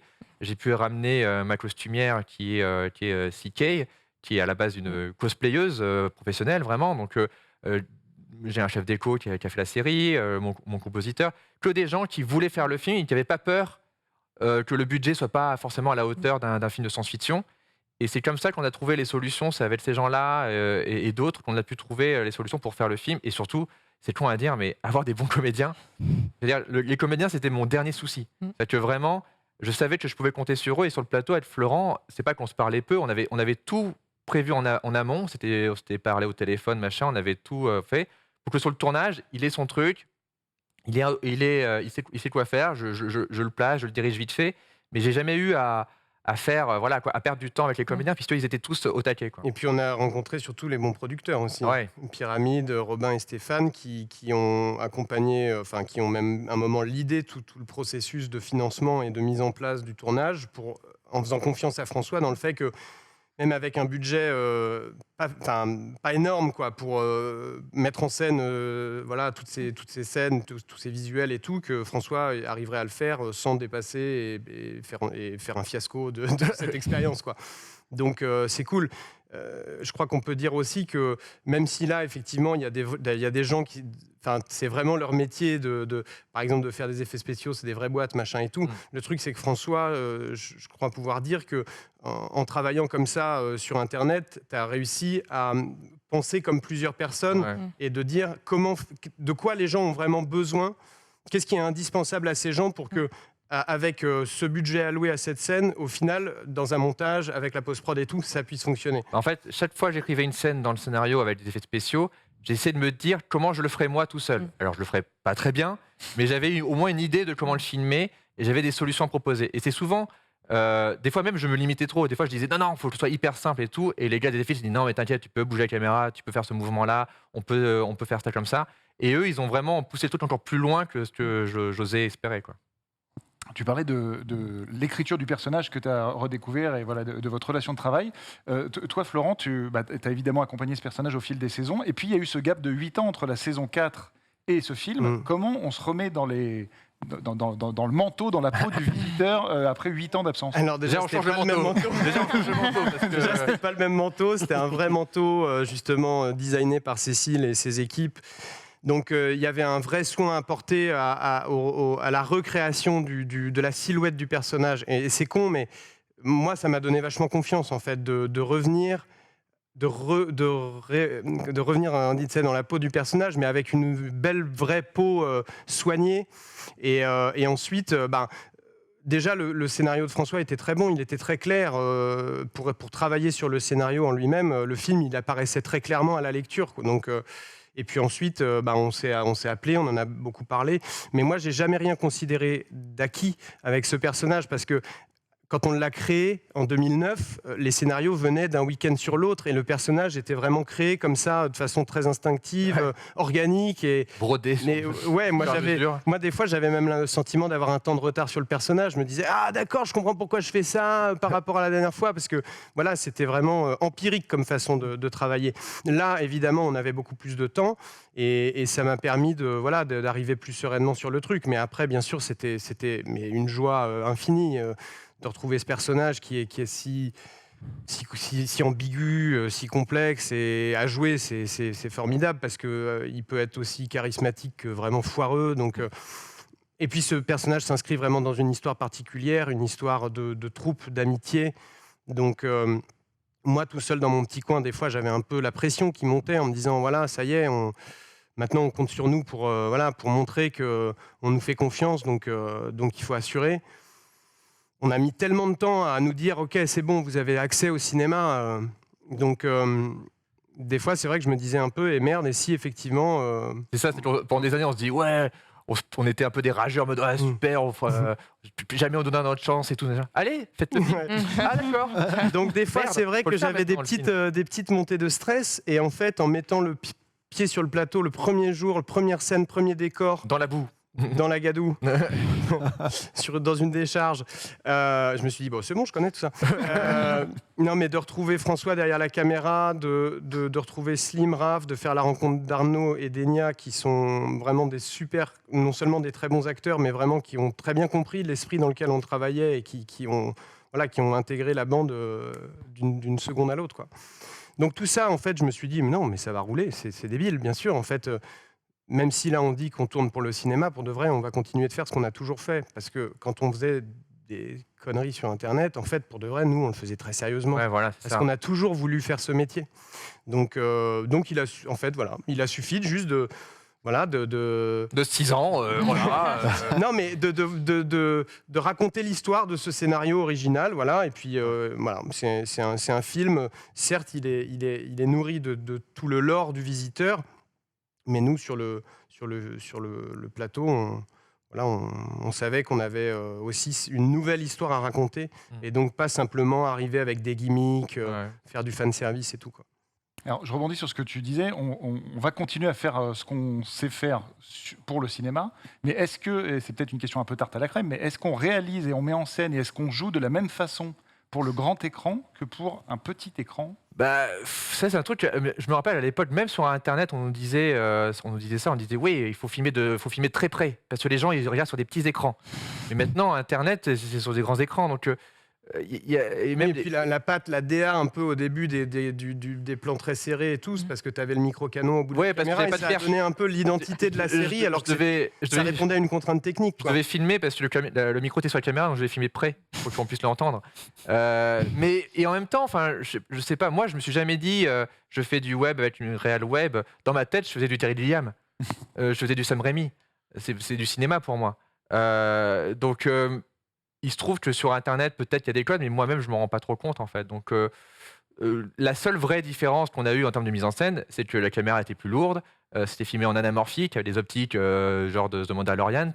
Donc, du coup, forcément, ça implique qu'il y a moins de flexibilité dans les mouvements de caméra, et ça demande une équipe de machinerie, donc les gens qui font bouger la caméra, hyper au taquet. Et ça, c'était peut-être le truc qui a forcément fait la différence. Mais je pense qu'on s'en est sorti, on n'a pas non plus trop figé la mise en scène, il fallait faire le juste milieu entre le côté spontané et en même temps un cadre qui devient plus précis, quoi. Et pour le jeu, parce que quand on regarde notamment la première saison de la série, c'est un format hyper court où tu dois être presque super efficace, et presque dans le stéréotype. Là où sur le cinéma, c'est un format long, tu peux avoir des fois la caméra à 2 cm de ta tronche. En tout cas, voilà, on te voit sur un écran en 4:3. Oui, donc c'est beaucoup plus dans la subtilité, en fait. En fait, déjà, nous, à partir de la saison 2, on avait commencé à changer les codes. C'est pas qu'on avait changé les codes, on avait justifié ce jeu outrancier. Oui. C'est que dans la saison 1, le visiteur il se mettait en scène, il faisait son propre show, voilà. Et à partir de dans la saison 2, on le voyait tout seul dans son intimité et qu'on se rend compte que c'est un mec seul, solitaire, et que quand il va dans le présent, c'est pour faire peur aux gens, et donc du coup il en fait des caisses. Et en fait, on s'est dit, voilà pourquoi il est comme ça dans la saison 1 et pourquoi il n'est pas comme ça dans la saison 2, saison 3, saison 4 et tout. Et ça a été un peu justifié au fur et à mesure comme ça. C'est comme ça qu'on a construit le personnage. Ouais, et puis tu vois, je sais pas, c'est aussi quelque chose de très inconscient. C'est le temps qui passe, nous on change, on n'est plus tout à fait les mêmes. Moi, c'est vrai que c'est un truc qui m'a déjà aussi vachement rassuré, entre guillemets, quand François m'a dit, tu sais, le scénario, ça se passe 8 ans après la série, donc on assume totalement que, qu'on a vieilli, qu'on a grandi et tout ça. Et en fait, naturellement, dans la vie, je parle à titre personnel, j'ai peut-être moins cette énergie-là aussi. Donc voilà, et puis c'est le parcours du personnage d'aller vers un truc un peu plus sombre, un peu plus dark. Et moi, je l'explique aussi comme si tu veux, le personnage, il voyait la menace se rapprocher de plus en plus inexorablement. et que quelque part il a moins de l'esprit à s'amuser de ça. Tout devient plus grave. Mais on s'est pas dit, c'est pour le cinéma en fait. C'est pas, Tessa qui nous a fait changer. C'est plutôt vraiment les personnages qui changent, on va dire le lore qui se précise. Mais c'est pas, on s'est pas dit, on fait du cinéma les gars, faut shooter maintenant. Ouais. non, pas du tout. Et puis après c'est pareil, tu sais, c'est un équilibre. Encore une fois. Tu fais ce que te dicte déjà le scénario, et comme c'est l'auteur, le réal, on est bien guidé à ce niveau-là, tu vois. Et puis la direction de François est toujours très précise, il sait exactement ce dont il a besoin, ce qu'il veut, et il sait le communiquer. Donc ça, c'est très bien. Mais ensuite, tu trouves ta place dans une distribution, et puis voilà, il faut que ça s'équilibre en face des nouveaux arrivants aussi, d'Arnaud et d'Enya. Tout ça, pour de vrai, c'est de la matière vivante. Et donc, du coup, sur le plateau, ton jeu change parce que la personne que tu as en face de toi change aussi. Tu vois, encore une fois, je considère qu'on est un peu toujours dans cet esprit un peu de troupe, qu'il y a quelque chose de très collectif sur le projet. Encore une fois, il ne s'agit pas d'enlever tous les lauriers que François mérite, parce qu'au final, c'est lui qui porte cette aventure-là depuis des années. Mais en tout cas, sur le film, c'est aussi le travail qu'on a continué de faire, d'essayer, malgré la technique plus lourde, les mises en place plus longues, d'essayer de garder la spontanéité qui nous avait réussi jusque-là. Et puis voilà, on est dans un rapport de confiance aussi bien avec la mise en scène que nous, entre comédiens. Donc on se regarde toujours, il y a toujours un truc dans l'œil des partenaires où on se sent aussi en sécurité quand d'un coup on voit que François il est concerné par une problématique purement technique. On sait qu'entre nous on n'est pas perdu, quoi. Mais c'est très agréable de travailler comme ça. Tu parlais des autres comédiens, Nanix, justement, tu avais une question à ce sujet. Oui, parce que du coup, joli casting au passage, des petites personnalités bien sympatoches dans le film qui m'ont bien fait rire d'ailleurs. Moi, je voudrais qu'on vienne surtout sur Arnaud Ducret. Yes. Comment s'est passée l'intégration de Ducret à ce projet-là? Comment tu l'as approché, lui as vendu ce projet? Et puis, est-ce que c'était ton premier choix pour ce rôle-là en particulier? Ouais, c'était mon premier choix. C'est-à-dire que vraiment, le personnage de Gilbert, ma référence, c'était un personnage, un politicien un peu roublard, un mec qu'on aime bien, et en même temps, tu dis ouais, c'est pas très légal ça. Un peu genre Jacques Chirac. C'était Jacques Chirac la référence. Et là, on voit les lunettes. On lui a mis les lunettes de Jacques Chirac. Et du coup, et en plus, on a appris. Il m'a dit à Arnaud, mais j'ai joué Jacques Chirac dans un téléfilm. J'ai fait mais nickel. Et ce qui est bien avec Arnaud, c'est que non seulement il peut faire de la comédie, il peut faire du drame. Et surtout, c'est un mec, justement, on parlait d'esprit de troupe, il a l'esprit de troupe. C'est-à-dire que vraiment, ça doit être une star de cinéma. Quand il s'intègre dans un projet, il sait être dans une équipe. Et il est là pour tout le monde, pas que pour la caméra et pour ses plans à lui. Donc déjà, ça, c'était... il avait une super réputation, il correspondait au physique du personnage, il me faisait marrer. Donc tout ça, c'était vraiment un premier choix, mais on ne le connaissait pas. Et donc, on a eu la chance, c'est que c'est Kaito Madfly qui ont un peu fait du lobbying auprès de lui. Par un hasard de fou, ils étaient sur le tournage de Michael Youn, Divorce Club, et ils mangeaient ensemble, et ils ont parlé du Visiteur Futur, et Arnaud il fait ah mais Visiteur Futur, ouais, je crois que c'est un projet qu'on m'a proposé, mais il n'avait pas encore dit oui. Enfin, dans sa tête il a peut-être dit oui, mais en tout cas il me l'avait pas dit à moi. Du coup on était un peu en mode qu'est-ce qu'il va dire. Et Kaito Malfoy m'appelle, ils font mec, on a Arnaud en face de nous, est-ce que tu veux qu'on le chauffe pour le Visiteur? J'ai fait mais carrément, mais les gars faites-le. Ils l'ont surchauffé. Dans la journée il appelle son agent, il accepte le film. Et quand je l'ai rencontré, ce qui était génial, c'était que c'est lui-même qui m'a remercié en fait. Il m'a dit merci de me proposer un rôle différent dans un univers différent que j'ai pas l'habitude, surtout avec des zombies, mon fils va adorer tout. Donc il était vraiment excité par le projet et il s'est intégré en 2 secondes. Voilà. Oui, en 2 secondes. Et ça a changé beaucoup de choses aussi pour le développement du projet que Arnaud valide sa présence sur le truc, parce que forcément ça rassurait aussi des financiers et tout d'avoir Arnaud. Et c'est vraiment la meilleure chose qui nous soit arrivée, Arnaud, parce que, comme tu dis, François, il est vraiment... Lui-même, il le raconte souvent maintenant, c'est qu'il avait aussi cette petite appréhension de se dire comment je vais m'intégrer sur cette bande de potes qui est déjà constituée depuis des années. Et moi, je suis sans doute pas le seul, aussi cette appréhension inverse de dire genre oh, c'est la première fois qu'on va bosser avec une star, pourvu que tout ce qu'on entend sur les stars ne soit pas vrai. Et ben effectivement, c'est pas vrai. Et, sur lui. Sur lui, c'est pas vrai. Et c'est un super camarade et vraiment, il tient vraiment beaucoup à ce projet. Et surtout, il a une intelligence de la comédie. C'est que dans une scène, des fois, je lui proposais des petites blagues, je dis ah tu peux rajouter cette blague, et il fait bah non, c'est pas logique en fait, parce que lui, il avait compris que son personnage n'était pas le personnage drôle des scènes forcément, c'était souvent les gens du futur, etc. Donc c'est lui-même qui comprenait l'équilibre de la scène et il voulait pas voilà quoi avec avoir des punchlines un peu gratos et tout. Donc voilà, c'est non seulement un bon gars mais un très très bon acteur de comédie. Et c'est cool parce qu'effectivement les premiers retours, Arnaud on le connaît plus pour la comédie, mais comme vous l'avez dit, en fait pour de vrai il a déjà joué du drame plein de fois. Mais il y a cette scène, on peut...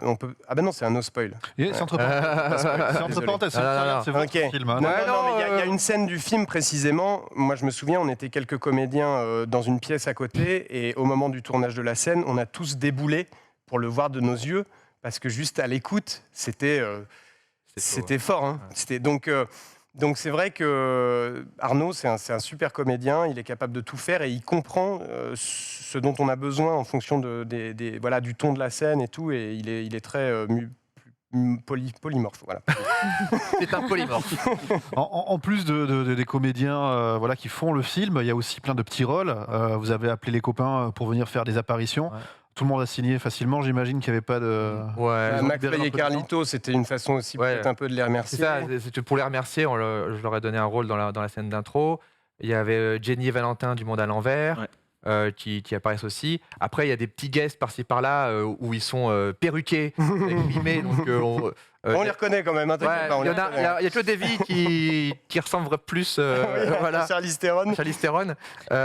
Mais sinon, voilà, il y a plein de personnes qui étaient pour moi importantes de mettre dans le film parce que non seulement c'est le film voilà, de notre famille, du Vie sur le futur, tout ça, mais c'est aussi le film d'une génération d'Internet.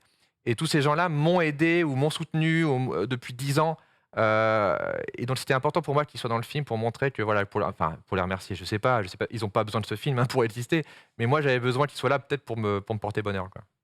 Une petite question sur voilà, dans le film il y a quand même des scènes d'action, comment on met ça en scène à l'échelle du cinéma?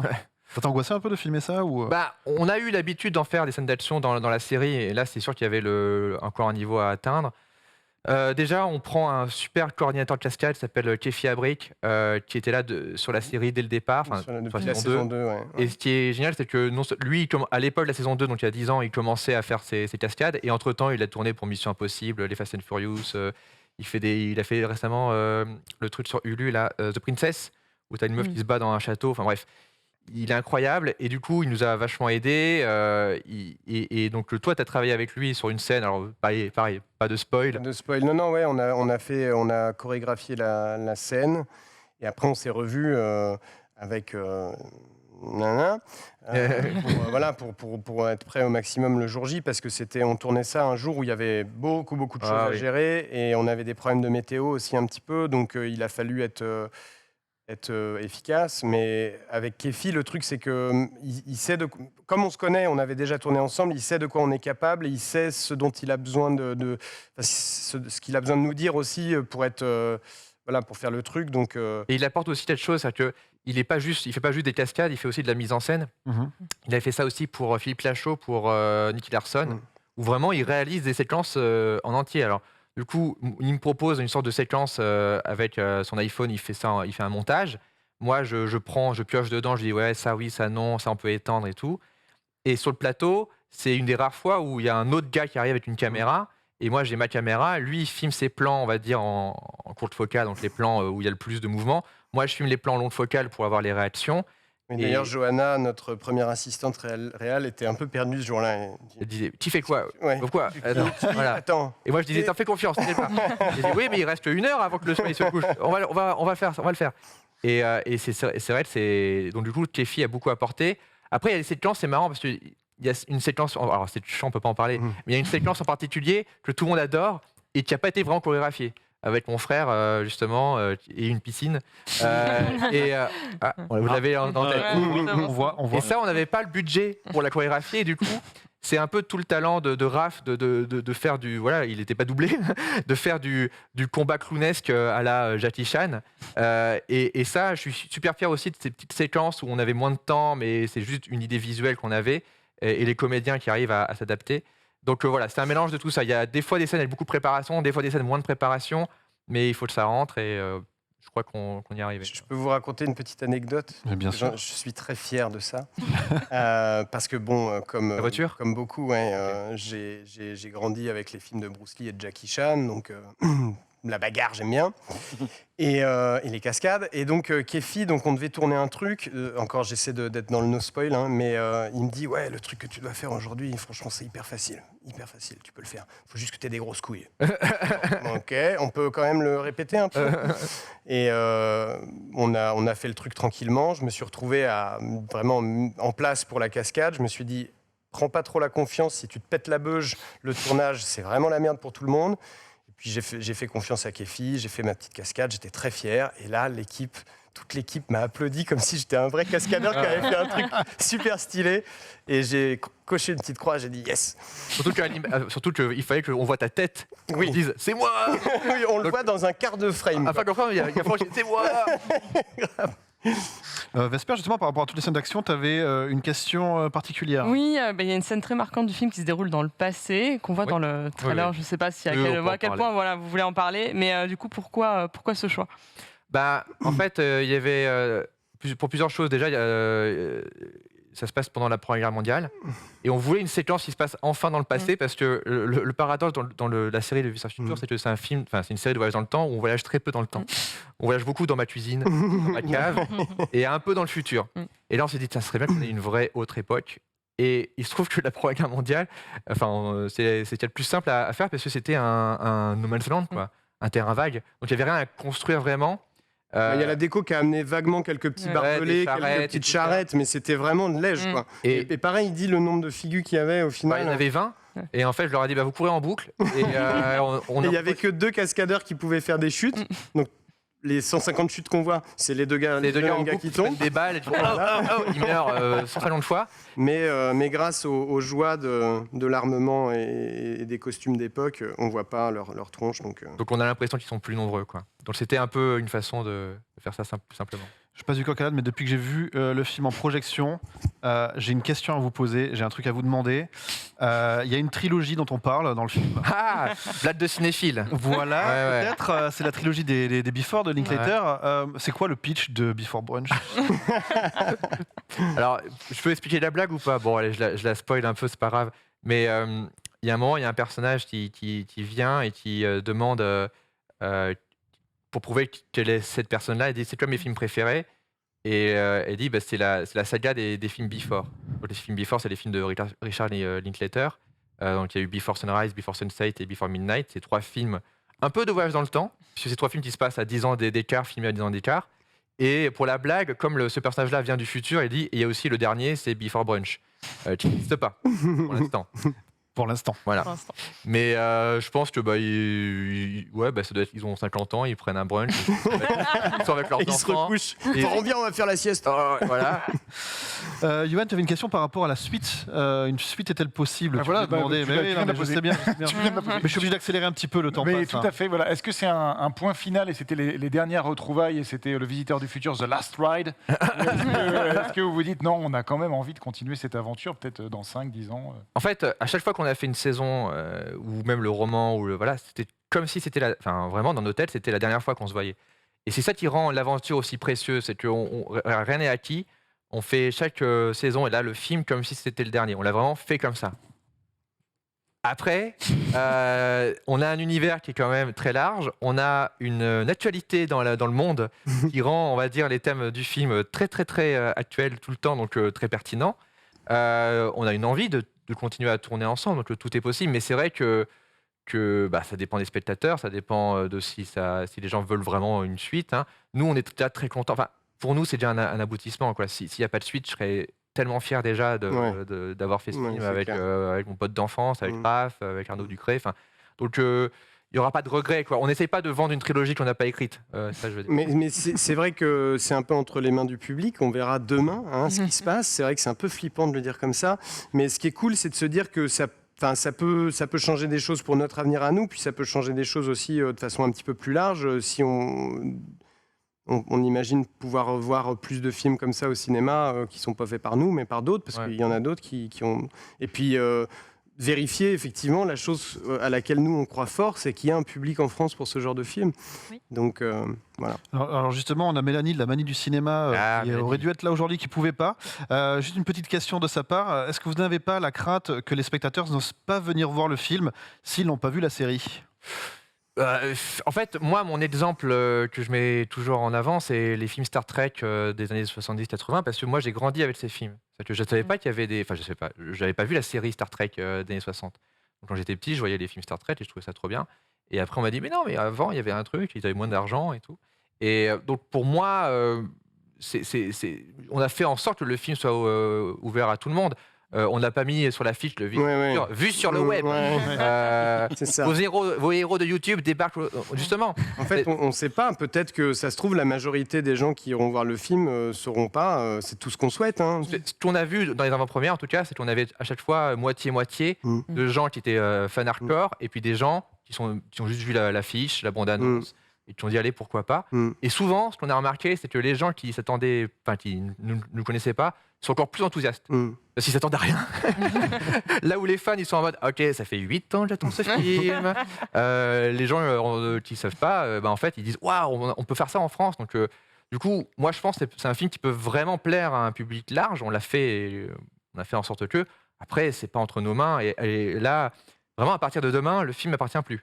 Le film n'appartient plus et on a tout fait pour. C'est vrai que c'est un moment bizarre parce que depuis le 18, on sillonne la France entière pour présenter le film. Effectivement, on a un accueil. Alors déjà, revoir les fans, entre guillemets, des gens qu'on a pu croiser en convention, un peu notre public, quoi, qui nous a tellement apporté. C'est aussi grâce à eux que le film existe. Donc, et rencontrer un nouveau public et avoir le témoignage de gens quoi, qui en débat et tout, demandent à prendre la parole. On a eu des mamans, on a eu un gars de 80 ans, on a eu des enfants qui n'étaient même pas nés quand la série était faite. En fait, on a vu que les gens étaient curieux de ce genre de film. De genre, de SF. Voilà, des comédies, de divertissement, de bons spectacles. Parce que c'est vrai qu'aller au cinéma, ça devient de plus en plus compliqué maintenant. Et donc, il faut en mettre plein les yeux. Donc, on a vu que ça pouvait intéresser des gens, quoi. En tout cas. Mélanie. Mélanie n'avait pas vu la série avant, elle a aimé. Comme quoi. Oui, comme quoi. c'est vrai. Petit exercice de style pour terminer cette interview.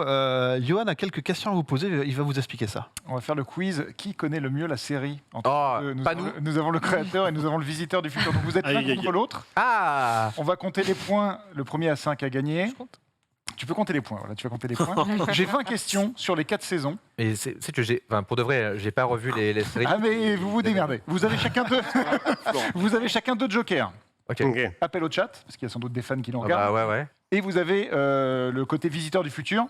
On revient en arrière, on change de question. Évidemment. Très malin ça, mais oui. Évidemment. Et donc vous me donnez chacun, à tour de rôle, un numéro entre 1 et 20. Et moi j'ai des questions. Voilà, chaque question correspond à un numéro. On commence par toi. Ok, 3. Question 3. J'allais dire 3. Je la cherche. C'est une question sur la saison 2. Merde. Citez les prénoms des 3 Lombardie. Facile. Oulala. Ouais, je suis trop fort. T'as écrit cette série, mais. Raoul, Sarah et Dario. C'est bon, un point. Tu peux compter un point. Bon. 5. Le 5, je cherche. C'est sur la saison 4. Quelle est la référence du processeur convoité par le visiteur pour réparer sa machine temporelle ? Non, je la connais. Attention, il y a un piège. Je la connais bien, la question, mais quand même. Enfin, je veux dire, la série. Vous pouvez répéter la question ? Il y a un processeur à récupérer dans l'Universal et il y a une référence, ce processeur. Attention, il y a un piège. Oui, je crois la voir. Vas-y, François, parce que là. Oui, j'ai la moitié. Tu veux que je la donne ? Attends, non. C'est pas Ultron 3030 Ultron 3000 T'as la moitié. Ultron.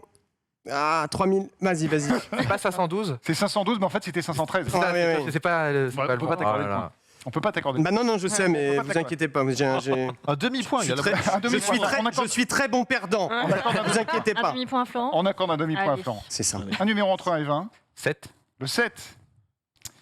Toujours la saison 2. Quel est le véritable nom du créateur des robots Castafold ? Le véritable nom, le véritable créateur. Germain Castafold. Il est fort. Joué par il a écrit la série. Il est très fort. Voilà. Il est très fort. Mais vraiment, des fois, j'ai peur. J'ai peur de pas y arriver. 20, direct. La question 20, elle est dans la saison 1. Quelle est la première question que pose Mathéo au visiteur du futur pour vérifier qu'il est bien dans son époque, à savoir en fait. 2009. Attends. Donc il y a quelqu'un de la police temporelle, on explique, qui arrive, qui fait bonjour police temporelle, je vais vérifier que vous êtes bien dans votre bonne époque. C'est pas Johnny Hallyday, c'est pas Nicolas Sarkozy, c'est Ah oui, si je vous dis toi plus moi plus lui. Non, c'est pas la première. C'est pas la première. Ah putain, mec, c'est horrible. Je vais me barrer, hein, franchement. Je crois que c'est le président. Je crois que c'est pas le président. Ah bah c'est Nicolas Sarkozy. Demi-point. Demi-point. S'il vous plaît, accordez-le. Tu peux faire ton 3e point. Donne-moi un numéro. 15. La 15, elle est dans quelle saison, la 15 Hop, elle est dans saison 2. Un épisode est tourné dans un restaurant dans la saison. Non, bah, c'est les sons les plus faciles. Quel est le nom de ce restaurant et son adresse? C'est toi qui as fait la feuille de service, mec. Tu te démerdes. Alors, c'est le Maharaja. C'est vers Saint-Germain. C'est boulevard Saint-Germain. Boulevard Saint-Germain. Demi-point pour l'instant. Demi-point. Le premier, alors déjà le restaurant. Mais boulevard Saint-Germain est très long. Vous savez ça. J'ai pas l'adresse. Et puis malheureusement le restaurant. Pas de numéro du Ah, le restaurant est fermé. Ouais, je sais plus. Moi, c'est un demi-point. 72. J'avais pas de demi-point. Il a fermé parce qu'il y a eu un contrôle sanitaire. Non, J'ai mal au bide. C'est pas vrai. On lui accorde qu'un demi-point, donc tu peux te refaire. Allez, merci. C'est parti, on y croit. Et n'oubliez pas votre joker. Ah oui, c'est vrai. Le chat. Bien sûr. Ok. Je suis sûr que je vais avoir une question facile. 2. La question 2, elle est en saison 1. Quelles sont les 3 instructions inscrites sur le mode d'emploi de la machine temporelle? Il y a 1. C'est facile. C'est facile. Bah, c'est le lieu, le temps et valider la commande. C'est bon. Merci. Et quel est le nom du manuel? Je sais même plus. Le Tempus Fugitron. Ah oui, le nom du. Oui, la machine. Ah ouais, non, on a tout ici. On a Pas de points supplémentaires. On a égalité. Là, il y a 2 et 2,5. On est à 2 et 2,5. C'est chaud, hein, gars. Combien 5 C'est serré. Ok. 17. La question 17.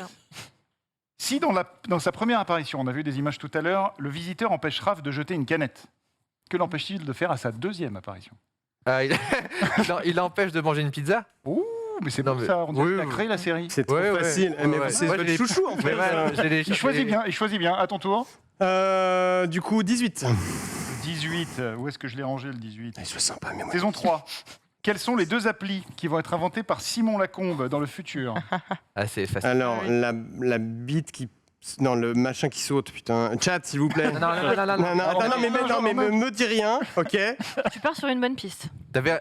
C'est la bite qui parle. Non. C'est une bonne réponse. C'est une bonne réponse? Il y a déjà un 0,5. Oui. Alors, 0,5. La banane qui parle. La banane qui parle. Mais en fait, je la connais, cette série. Mais oui. On est à 3,5, donc encore 2 bonnes réponses et t'as gagné. 9. Le 9, on l'a pas encore fait. Je vérifie, on l'a pas encore fait. Donc c'est saison 4. Selon une description, Mathéo est le croisement de 2 acteurs. Lesquels? Ah oui, je me rappelle. Je l'ai, moi. Damien Lewis et Vin Diesel. Bravo. C'est très bon. Ça peut être la balle de match juste après. Ouais. 6. 6. C'est toujours la saison 4. Oh là, celle-là, tu vas pas aimer. Peut-être que tu pourras faire un retour dans le temps. Quels sont précisément les 2 noms initialement prévus pour la brigade temporelle? Elle change 2 fois de nom. La brigade d'intervention, de perturbation quantique, un truc comme ça. C'est un demi-point, ça ou... Ça marchande. C'est incroyable. Non, Je serais toi, j'utiliserais le Joker. Allez, vas-y, on repart dans le passé. C'est la brigade d'intervention anti-changement temporel. Et ensuite, c'est la brigade de détection de modification temporelle. Compliqué, hein. Et après, ils lui disent la brigade temporelle. Il fait ah bah oui. La brigade temporelle. Donc du coup, tu peux donner un autre numéro. Allez, vas-y. 1, du coup, on n'a pas fait. Hein. On n'a peut-être pas fait le 1. On n'a pas fait. De quelle année vient le Visiteur du Futur? 2555 dans le film Visiteur du Futur. Donc là, c'est bon, on a un point. Donc là, ça peut être. Donc on est à 4 à 4,5. 4 pour Florent et 4,5 pour Florent. Voilà. Ça peut être la balle de match. 8. Je sais plus si on a fait. 8. Question 8. 7. Très bien. Saison 1. Si Raph sort avec Stella, ils auront un enfant. Que va-t-il dire qui inspirera Jules Lambert, leader d'un parti anarchiste d'extrême droite? Je demande quand même l'avis au chat pour être sûr que le chat suit. C'est juste pour être sûr. Alors, le problème, c'est qu'on a toujours un petit délai entre la diffusion et le... Même moi, je le laisse. Voilà. J'attends de voir s'il y a des réponses qui arrivent. Donc, tu peux répéter la question? Je répète la question. Si Raph sort... Saison 1. C'est bon le chat là. C'est bon le chat là. C'est LoseLux666 qui nous dit bien ou quoi? Absolument. Bravo, LoseLux666. Donc ça se termine. Donc ici, on a quoi? On a 5,5? Oui. 5,5. Est-ce que tu veux une dernière question? Oui, bien sûr. Allez. Toujours.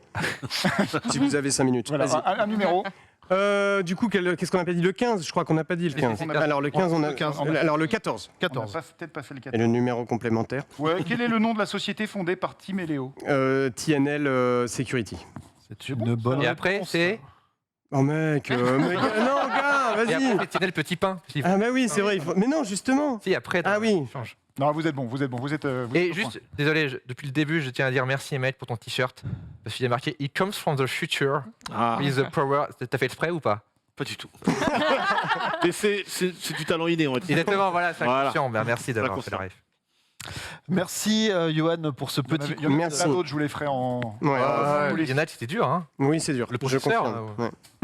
On rappelle donc que le film Le Visiteur du Futur sort demain au cinéma dans toutes les salles, réalisé par François Descraques et avec Florent Dorin, entre autres. Je vais remonter pour avoir exactement le nom des autres acteurs aussi. Sinon, si vous avez Arnaud Ducré, Enya Barou, Slimane Baptiste Beroun, Raphaël Descraques, Vincent Tirel, Lenny Chirino, Assassila, Audrey Pirot, Mathieu Poggi. Voilà, c'est quand même bien d'avoir le Real et avec nous. Merci beaucoup, messieurs, d'avoir été avec nous. Merci à vous. Merci. Ouais. Dernière question pour la route. Comment un petit mot comme ça pour inciter les gens à aller vous voir? Franchement, si vous avez aimé la série, allez le voir. Si vous n'avez pas aimé la série, allez le voir. Ça peut vous n'avez pas vu la série? Vous n'avez pas vu la série, allez le voir. Si vous n'avez pas de yeux, allez le voir aussi. Vraiment, il n'y a aucune raison de ne pas aller le voir. Non, c'est surtout qu'il va pleuvoir cette semaine, je crois. C'est vraiment un bon film. C'est pas juste un film de youtubeur. C'est un vrai film de cinéma et il y a plein de choses dans ce film cool. Donc voilà. C'est un vrai film de genre qui va faire bouger qui s'inscrit vraiment dans tous les nouveaux films français qui s'essayent. Donc c'est cool, faut le soutenir. Tous les films, si vous avez aimé, genre Le Dernier Voyage, tous ces films-là, allez-y. Vous ne trouverez pas plus sincère, ça c'est sûr. Merci. Cool. Merci beaucoup. Merci beaucoup, messieurs, d'avoir été avec nous. On se remet la bande-annonce et juste après, on se retrouve pour le journal des sorties.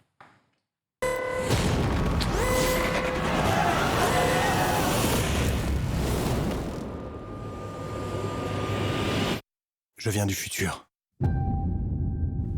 Si vous ne m'écoutez pas, voilà ce qui va se passer.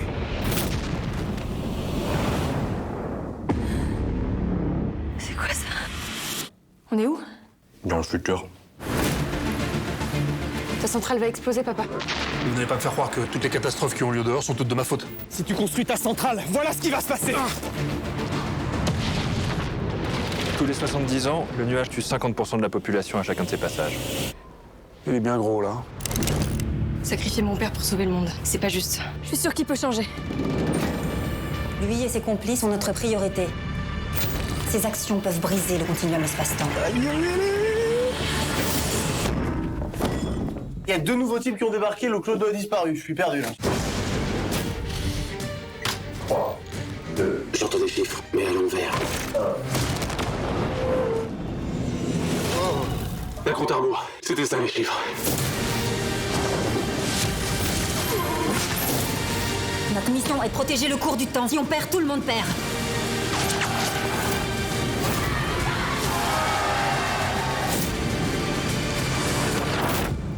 Tout a une fin. Même le monde. Vous inquiétez pas, il n'aura pas le temps de me voir venir.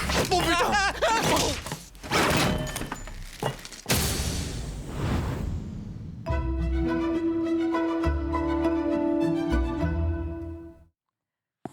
Le journal des sorties et une sélection de 5 sorties à ne pas rater. Oui. Mégane, qu'est-ce que tu as dans ton ma besace dans ton besace cette semaine? Qu'est-ce que j'ai dans ma besace? Je ne pouvais pas faire cette émission de rentrée sans revenir sur les 2 grosses sorties de la rentrée, même si elles sont... Quelles sont-elles?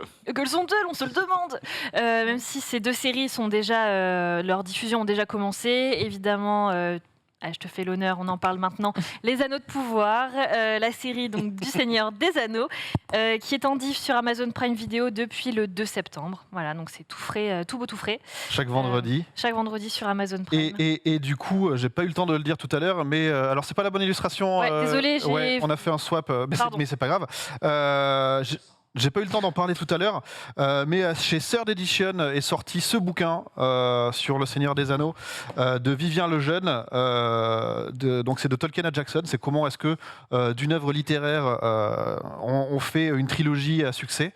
C'est ultra bien documenté. Voilà. Donc si vous êtes fan du Seigneur des Anneaux, je conseille largement et vivement ce bouquin. Voilà. Il n'y a pas d'illustration du tout. Hein, c'est des Third Edition, mais par contre. On en ressort toujours grandi.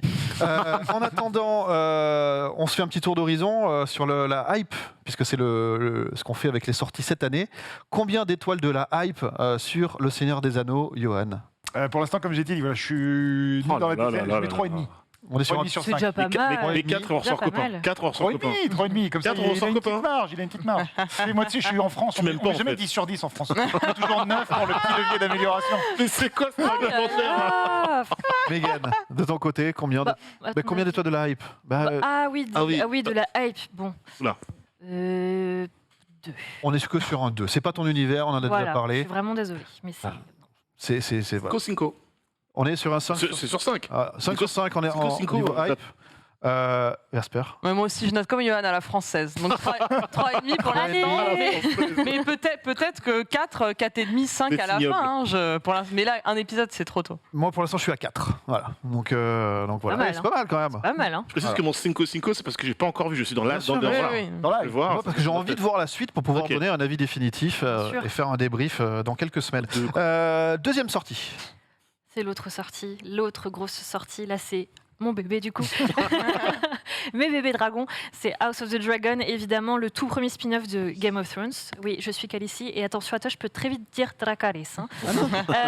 Donc House of the Dragon, donc série préquelle de Game of Thrones qui se situe précisément, enfin ça commence 172 ans avant la naissance de notre cher Daenerys Targaryen. Et donc on est centré sur la dynastie des Targaryens et en tout cas les prémices de la chute de la dynastie Targaryen.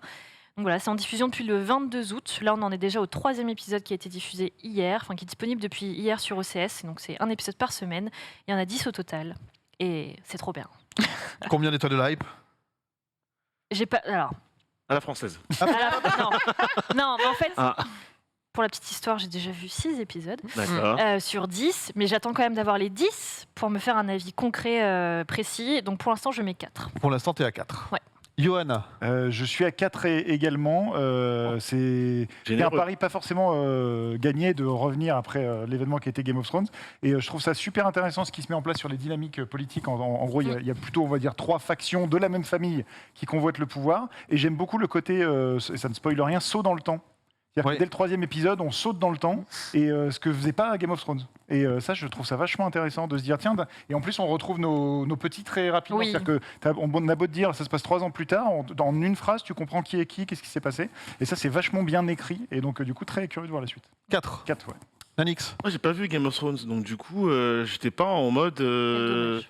House of Dragon, j'étais en mode, ouais, il faut absolument que je le regarde, etc. Donc, pour l'instant, puis 2 grosses séries, sagas en même temps, en termes de calendrier, c'est compliqué.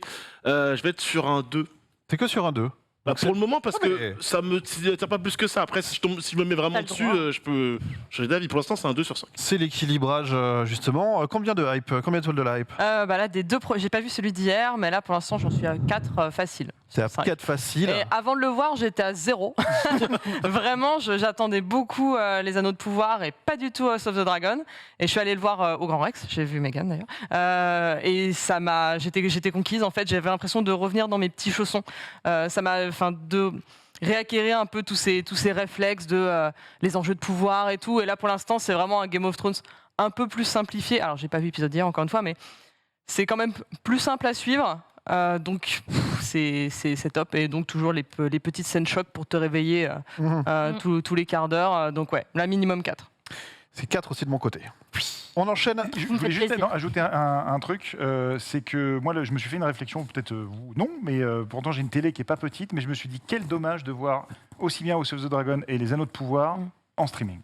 Ouais. Ça devrait être des trucs de grand écran. Eh oui, mais ça, c'est tout ce que je me vois. C'est un autre sujet. Et les minutes tournent. Après, ce sont des séries. Mais oui, mais après on a vu une césarienne sur l'écran du Grand Rex. Oui, c'est vrai. Je peux dire que on a eu cet avantage. Autre sortie, on en parlait tout à l'heure, elle est sur Disney+. Oui, alors tu switches sur Pinocchio, très bien. C'est l'ordre que j'ai dans le... Ah bah désolé, j'avais pas cet ordre-là. Je suis neuneux, désolée. Donc oui, on en parlait tout à l'heure, Pinocchio sur Disney+, donc ça sort le 8 septembre, c'est à l'occasion du Disney Day, donc c'est vraiment une grosse journée Disney+, avec énormément de sorties, de nouveautés ce jour-là, donc c'est jeudi, et donc là c'est le nouveau film de Robert Zemeckis. Et donc c'est une nouvelle interprétation de Pinocchio en prise de vue réelle, avec Tom Hanks, dans le rôle de Geppetto. Et puis il est entouré aussi d'un casting assez sympathique quand même, hein. Joseph Gordon-Levitt, Cynthia Erivo, Keegan-Michael Key, Lauren Bracco, Luke Evans et Benjamin Evan Ainsworth. Donc voilà, Pinocchio, c'est un grand classique Disney, donc qui est revu à la sauce de Robert Zemeckis. Combien d'étoiles de la hype? 2,5. 2,5. Johan? Moi, je suis Tom Hanks plus Zemeckis plus Jiminy Cricket, ça fait 3. Et après, Pinocchio me terrifie, donc je reste à 3 pour le 3. 3 pareil. 3. 2 et les 2 points juste pour Zemeckis, mais c'est tout. 2 et les 2 points pour Zemeckis.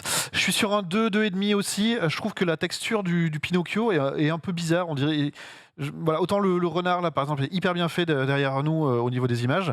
Autant le Pinocchio, je le trouve un peu... Ouais, mollasson. Bon, j'y jetterai un œil, hein, mais en hype, je suis qu'à 2. Surtout qu'en plus, il y a plein de projets Pinocchio. Il y a eu quelques temps celui de Matteo Garonne qui faisait bien flipper. Guillermo del Toro aussi, quand même. Il y a celui de Guillermo del Toro qui arrive sur Netflix aussi. Donc, il y a plein d'itérations de Pinocchio. C'est, je sais pas, ce retour de hype de Pinocchio, j'ai pas compris. En tout cas, voilà, si vous voulez voir cette version-là de Zemeckis, c'est le 8 septembre sur Disney+. Ça sort au cinéma. Ouais. Eh ben, si tu reveux du Spider-Man No Way Home, il y a une nouvelle version qui sort au cinéma, c'est la version longue. Alors, version longue avec seulement 9 minutes de plus, puisqu'on passe de 2h28 à 2h37. Donc voilà, c'est des scènes rajoutées, des scènes qui avaient été coupées dans le montage final. Je crois qu'il y a un peu plus de Spidey, enfin il y a un peu plus d'Andrew Garfield, un peu plus de Tobey Maguire, je peux le dire maintenant. Hein, voilà. Ils sont sur la fiche. Ils sont partout. Surtout les visuels, ils sont là. Je crois qu'il y a aussi la scène où le frère de Tom Holland joue un cambrioleur, il l'envoie avec sa toile. Enfin voilà, c'est des running gags un peu comme ça. Voilà. Il y a une nouvelle scène post-générique, puisqu'avant c'était la bande-annonce de Strange 2. Ah, mais oui. Et donc, en fait, ils l'ont switché pour mettre une vraie scène à la place. Voilà. Combien d'étoiles de la hype, Megan? 1. Je le verrai en VOD. En VOD, Johan. Oui. Ouais, alors que j'aime pas trop Marvel, j'allais être plus gentil, j'allais dire 2,5. 2,5. Un petit 2,5. 2,5. Nanix. 2. 2 uniquement. Ouais, uniquement. Vesper. 2 pour juste voir les scènes. Enfin, je veux que les 8 minutes. Je ne reverrai pas le film. Ok. Ouais, non, moi aussi. Hein, je suis pas loin de 2. S'il y a un film version longue que j'aurais aimé voir au cinéma, c'est pas celui-là. Du coup, on enchaîne avec une autre sortie ciné. Ouais, autre grosse sortie au cinéma, c'est un film qui a vraiment fait sensation à Cannes, qui a beaucoup fait parler, autant pour la qualité du film que pour certaines polémiques.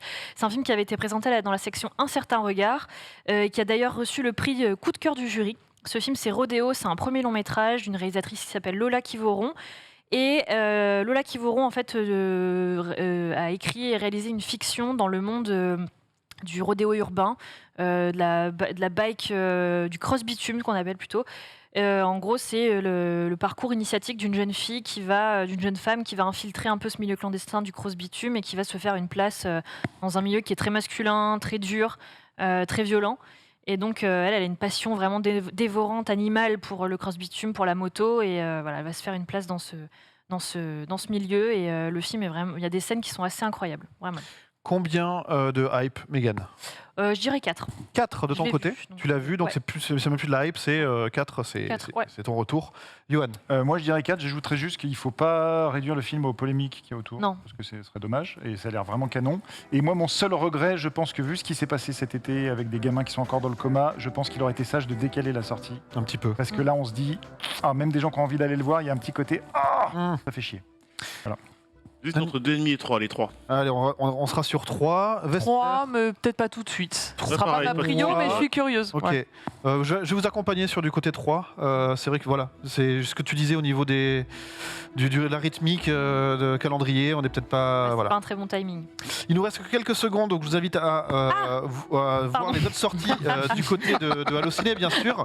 En attendant, je vous rappelle que l'autre sortie majeure de la semaine, c'est bien entendu le film Le Visiteur du Futur, disponible à partir de demain. L'interview de François Descraques et de Florent Dorin sera disponible sur YouTube. Voilà, sinon je vous dis à la semaine prochaine pour un nouveau numéro de No Spoil. Merci beaucoup tout le monde en plateau, merci à la technique derrière et on vous laisse tout de suite avec le récap. Salut.